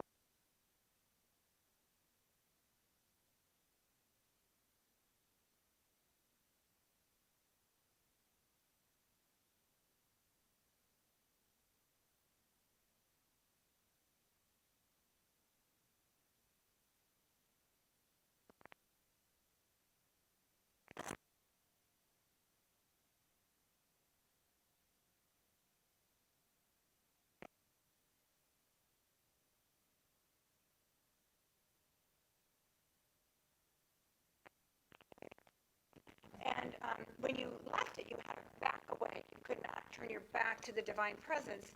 Our guide told us that the wall, the retaining wall for the city, would not be the actual wall of the temple because the whole entire temple was destroyed.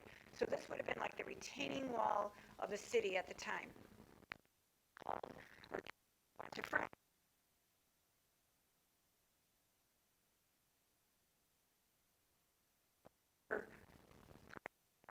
In the wall. So I had 8 or 12 pieces of little paper that I was trying.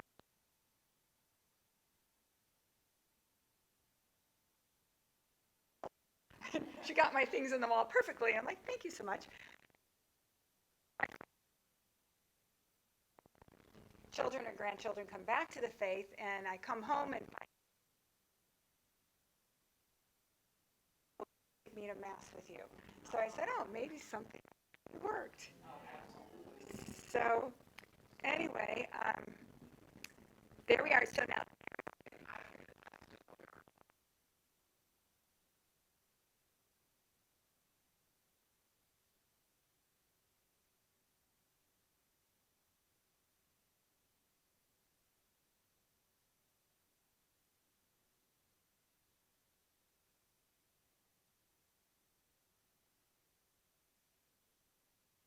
The candle literally at the foot of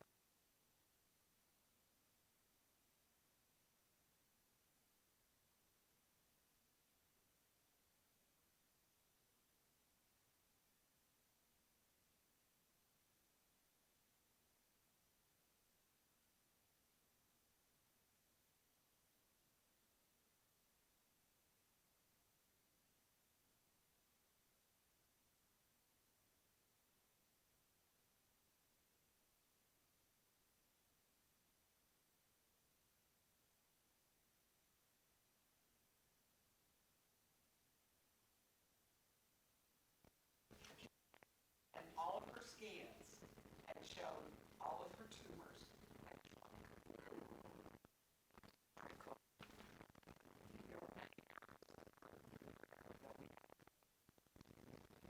so it's separate to the Temple Mount that we were allowed to go over. And the last picture with everybody before a group went to Jordan, and then we had dinner.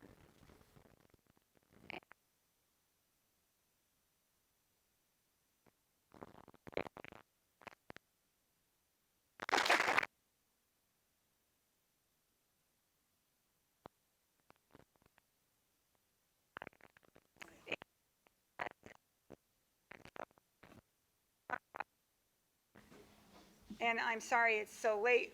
I kept trying to shorten it, but then when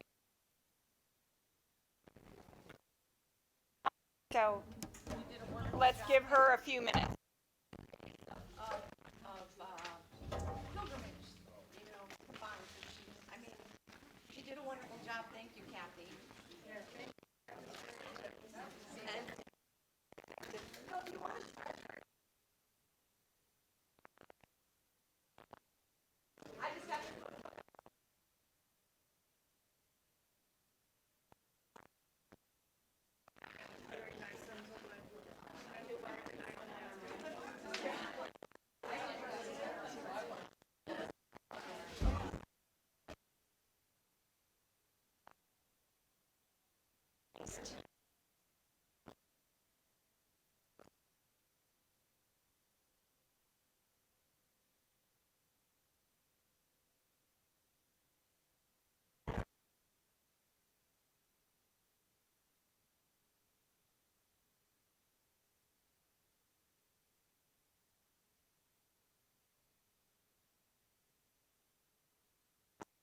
Perfect. Oh my God.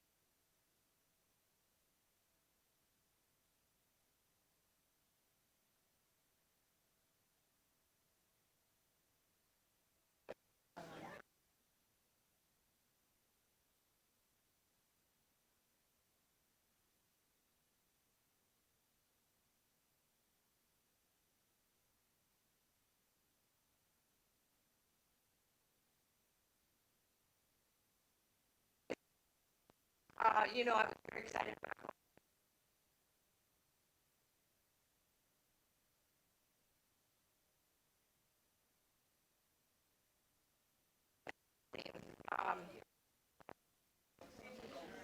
so give me a few fun facts just to get us started. So just some information. Jordan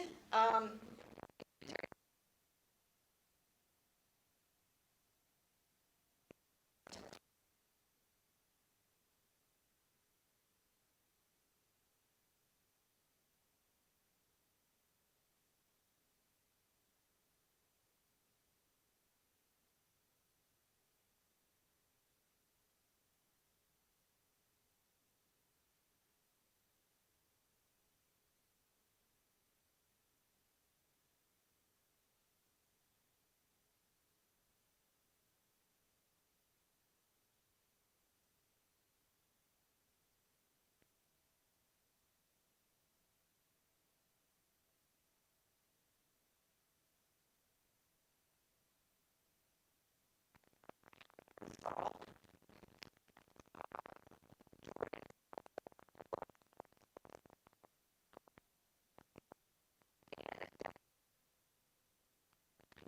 Second lowest, so you're pretty low. And I knew that because when we traveled there, I had some jars of honey, date honey, and one of them popped open, and it was because of the pressure. Yeah. So luckily I had them in plastic bags, so it didn't get over too much.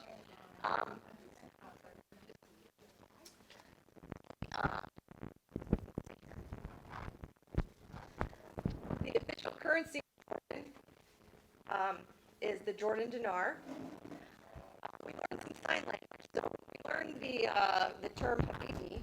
In Jordan, one of the things that we learned was to put your hand over your heart and say thank you, no thank you. And the reason we did that was you were approached by a lot of peddlers when we were shopping. So one of the polite things to do to kind of let them know that we weren't interested was just to put your hand over your heart and just say, thank you, no thank you. Sometimes you didn't have to speak, you could just do this. Another thing that we learned was to twist your hand. So if you're talking to somebody that you know or a friend, you can just say, what's up? So, yeah. Jordan is among one of the most water-scarce nations on earth. And in fact, some say that World War III will be because of the lack of water. And we kind of talked about that from Israel. Jordan contains some of the oldest Christian communities in the world, dating as early as the 1st century AD and after the crucifixion of Jesus. Today, 4% of the population, because they only make up 4% because of Muslims into Jordan and the higher births of the Muslims. Christians number around 250,000. Arabic. The first stop that we went to.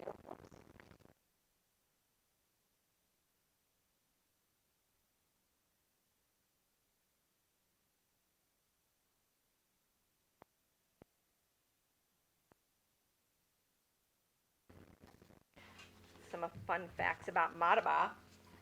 It's an ancient town in Jordan, southwest of Amman. It's known for its Mosaic Map of the Holy Land. St. George. The Madaba Archaeological Park preserves Mosaic rich. I can put these down here.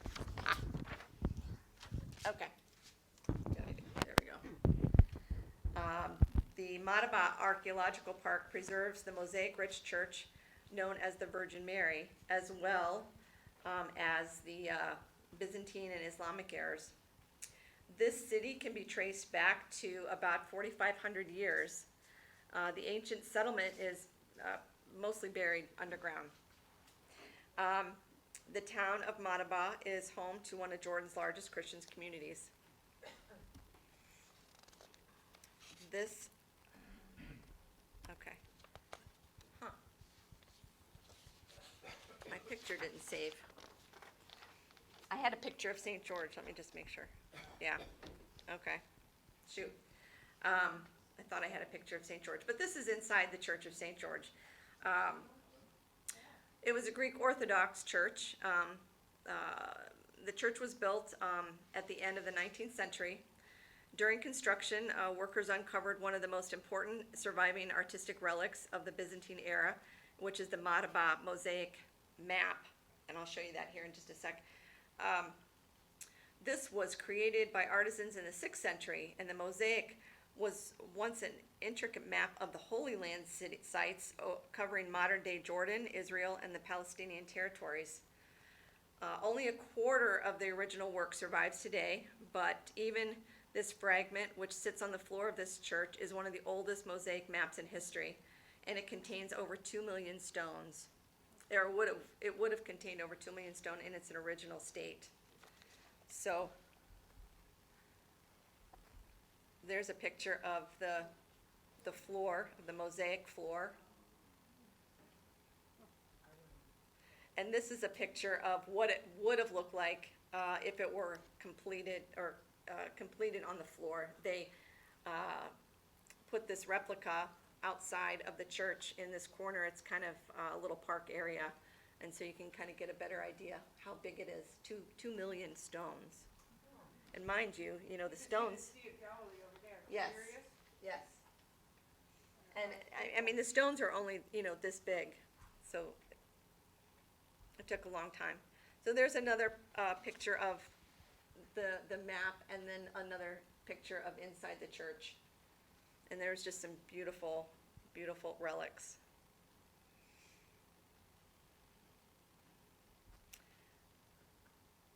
And this is a relic of, or the picture of the Annunciation in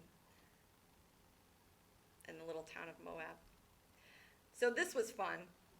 We went shopping a little bit in the town of Madaba, and we went into some of the shops, and we happened to go into this one.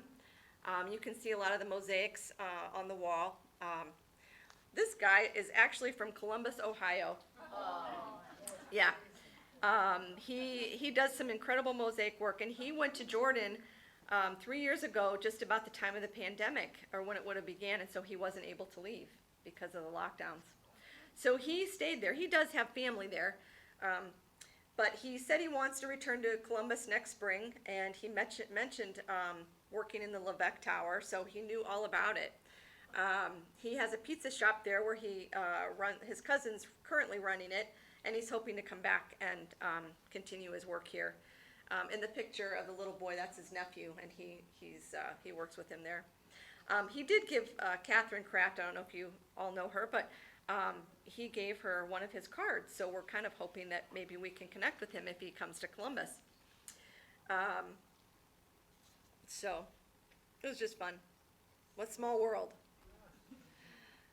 Okay, so another place where we went, so Jordan, of course, as you know by now, is known for its mosaics.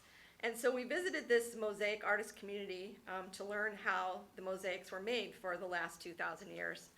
And it's pretty incredible. I wish I could explain, how they do it, but they actually put the mosaics on top of a piece of fabric, and they glue them on the fabric upside down. So when they're looking at it, they're actually looking at the back of the picture. So they're putting these patterns on backwards. And then when they're done, they flip them over and they peel that fabric off, and you have this shiny, beautiful piece of art. So it's very tedious work. And this, as you can see, caught my eye when we went into this little shop. I had no intention of buying anything else after shopping in Israel. My bags were completely full, but I saw this, and this little girl saw that I had eyed it and followed me around the shop. Therefore, it is now sitting in my home. Yeah, I could have said this, but I'm like, oh, it was so beautiful, and it's a peacock. And as you heard the story of the peacock and the resurrection. It was beautiful. So they shipped it free of charge. Yeah, of course they did. Yes. So I didn't have to put it in my suitcase, but it was beautiful. And I already had. Where do you have it sitting? Where is it? It's in my, so it's kind of in my living room, dining area, sort of. I have a dresser that it's kind of sitting displayed. My kitchen's got blue countertops, 1960s, so it matches really well for now. Anyway, it looks pretty. Okay, so then on our next stop, we went to Mount Nebo. And some fun facts about Mount Nebo. This area is significant because of its role in the Old Testament. The Bible says that Mount Nebo was where Moses lived out his final days and saw the promised land, which he was never able to enter. He climbed Mount Nebo from the plains of Moab to the top of Pisgah, and this is where the Lord showed him the promised land, and he was denied entry there 3 times. Then he was attacked by the Amorites. It's said that Moses' body may be buried there, but they can't prove it. Nebo is Hebrew. It's a town mentioned in the Old Testament in several passages. It's used for 2 towns, one in the territory in the Bible of the tribe of Reuben, and another that was mentioned is in the tribe of Judah. There's a church also built here in Mount Nebo. It was built as a memorial for Moses, and inside the church are a lot of mosaics as well.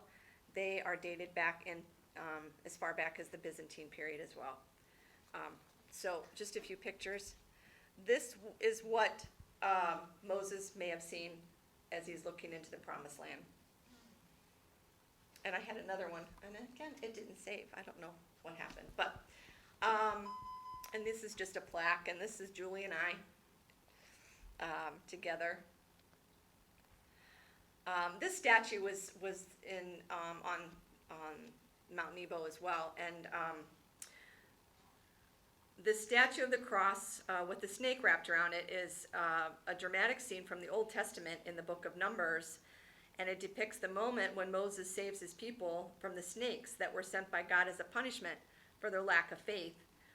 The bronze serpent on the rod was a mere contemplation, is sufficient to cure anyone bitten by the snake, and it symbolizes salvation. It's evident that Moses used the lifting up of the serpent as a symbol to represent healing through Christ. He bore testimony of Christ's atonement and used this brazen serpent to represent salvation and the forgiveness of sins through the atonement of our Savior. This was also used as it was a foreshadowing of Christ dying on the cross. The Israelites looked up upon the cross with the snake on it, and as they looked at it, they were freed from their sin. This is in the Old Testament. And in the New Testament, Jesus was lifted on the cross to free us from our sins. So you can see the similarities. Also, I think it's interesting because, doctors and nurses a lot of times on their white coats will have that symbol of the cross and the snakes. There's actually 2 snakes on that cross. But it also represents rebirth and new life. The snake sheds its skin, and it also represents healing. So that's why they have that, or where that came from. So that was interesting. Okay. And this is just another couple pictures. These were in the church. And now we went on to Petra, and you can see some people like to ride some horses. I think they're sitting over there. So some fun facts of Petra. Petra is a famous archaeological site in Jordan, in the southwestern part of the desert. It dates around 300 BC. Capital of the Nabateen kingdom. Petra was built by the Nabateens. It contains tombs and temples carved into pink sandstone cliffs, earning its nickname, the Rose City. It is one of the 7 wonders of the world. Petra was also known as the Lost City. Nobody knew about it for a very long time. An archaeologist uncovered it. There was a lot of different potteries near the structures, suggest that this could be dated back as old as 2100 years old. And they found pottery that was dated back to 150 BC. So this is a picture of all of us that went to Jordan, and I think Father Dave must have been taking this picture. And Is that your guide in the front? yeah, Okay. yeah. New guide in Jordan, right? New guide in Jordan, yeah, it was not the same one, and he was a talker. And he talked really, really fast. So it was hard to keep up with him sometimes. We were sort of saturated by that time. So there were tons and tons of small cultic shrines and platforms. And we walked through this valley here, and you can see the corridor. These are some of the platforms. Wow. Some of these caves, they're really not sure what they were used for, because there's not a lot of documentation that talked about it. Could have been a temple, could have been used for their government. It's just hard to say. But these were all, if you think about it, I mean, these were ginormous carving, ginormous stones and rocks, and they were all carved by hand. And you wonder, back in those days, what kind of tools did they use? I think about when they built the pyramids, what did they use? So it's just it was just so beautiful. lots of caves and crevices. So this was the valley that we walked through as we're heading toward this place called the Treasury. The Treasury is known as the tomb of the Nabateen king. Now, we couldn't go in there, but this picture is famous because this is where the Last Crusade was filmed in Indiana Jones movie, if you've ever seen that movie. So that was kind of cool. And I watched it on the way home on the plane, so I'm like, I've been there. So that was kind of cool.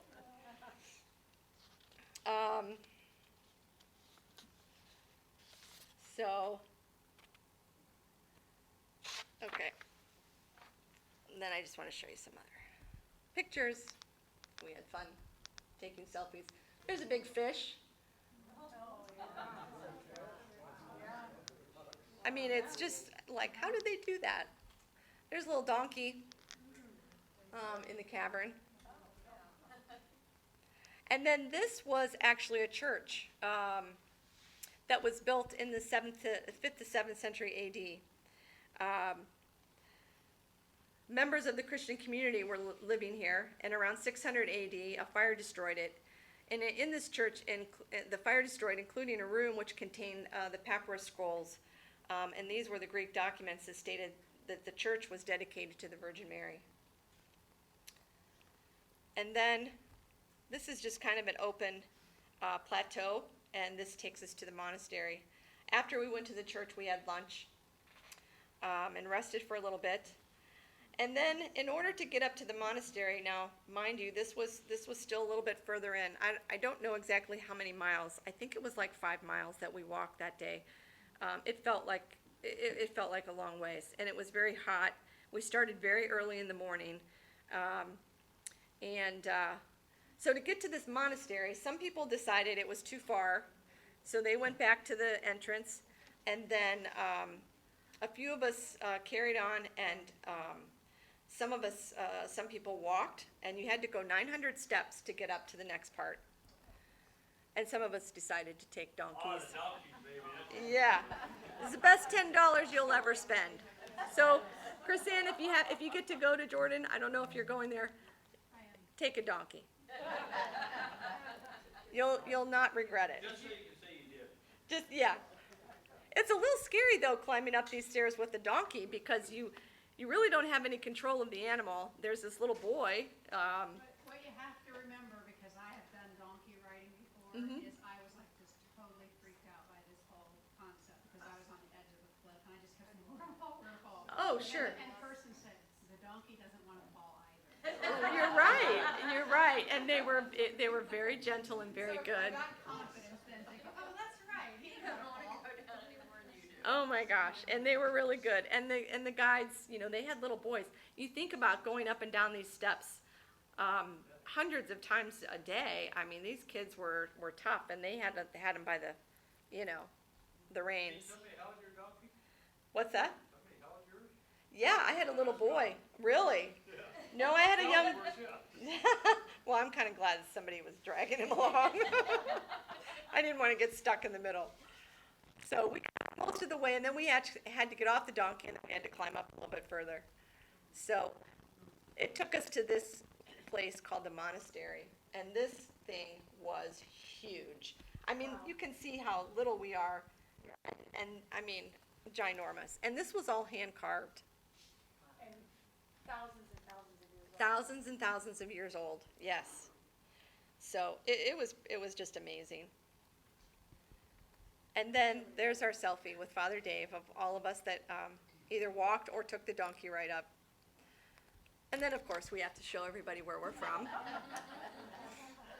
So that was fun. And then a few of us took a little bit longer of a journey, and we climbed up to the top of this mountain. And I don't know how far up it was, but it was pretty high. And there was a flag stuck up there. And then you could kind of see down into the valley of where the monastery was.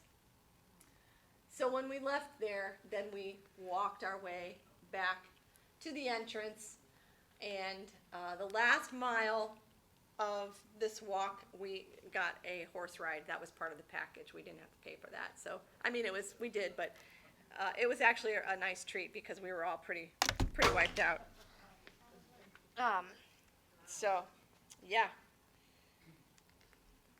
And again, they're not really sure what they used this monastery for. It could have been as a temple or a theater or just kind of a dwelling place. And then the last day was Wadi Rum. And some fun facts about Wadi Rum. This was our last site before we got to go home. Wadi Rum is known as the Valley of the Moon. It is about 183 acres of desert. It's known as the Mars on Earth. Its human habitat can be dated back as early as 12,000 years ago. Currently, its inhabitants are mainly Bedouin. Several hundred of them live in goat-haired tents and concrete houses in Rum villages. The word Bedouin comes from the Arabic Badawi, and it means desert dweller. So, the film, this is famous for the film where the Lawrence of Arabia and The Martian were created there, or they were filmed there, so. Yeah, The Martian, remember? Yeah. It looked, that's why they call it the Mars on Earth, because he was on Mars, right? So this was a picture of our tour guides for that day, and they were the drivers of our little Toyota Jeeps, driving through the desert, and you can kind of imagine yourself sitting in the back of these pickup trucks, driving through the desert like some of the things you'd see in a movie, where you're being chased by cars, because we had cars coming behind us. And this is, just to let you know, not weed. It's bag of tea, and they took us to this little place in the middle of this desert, where we could buy, it was just a little tent that was set up for us, and you could buy tea, and like beautiful scarves and blankets. There were just some really nice things there. So we sat for a while and had some tea. And actually, you're supposed to take this and put like a teaspoon of it in your regular tea. Like, so if you like morning English tea, you can put some of this in. It's got turmeric, comfrey, and cinnamon in it, I believe, as a mixture. And it's very tasty. I brought some home. So it's good. And then on our way out, we rode camels versus driving in the car, and that was a lot of fun. It was quite a treat. Where'd you on a camel? I didn't put those pictures in. I just wanted everybody else to see that. And this was one of like a baby albino. She was so sweet. Yeah, I don't know. I think she was healthy. I don't know. But she was very little. She must have been I think she was fairly new. Yeah. Oh, 1 month old? Yeah, okay. There's Catherine in her picture. And then this tent is where we had lunch. Now, this was air conditioned, so it was really nice. They have these tents, these domes set up all throughout the desert, and you can glamp. If you want to go camping, you can go there and do that in the Jordan Desert. So they say the stars are just absolutely beautiful at night to be there. So it's very pretty. But that's the end. So anyway, short and sweet. I tell you, I took so many pictures, I couldn't pick out like which one. I could have gone forever. We took over. My kids, when I was home showing them all of my pictures, they're like, "Mom, you took so many pictures." So they kind of got tired of looking at them too. But anyway.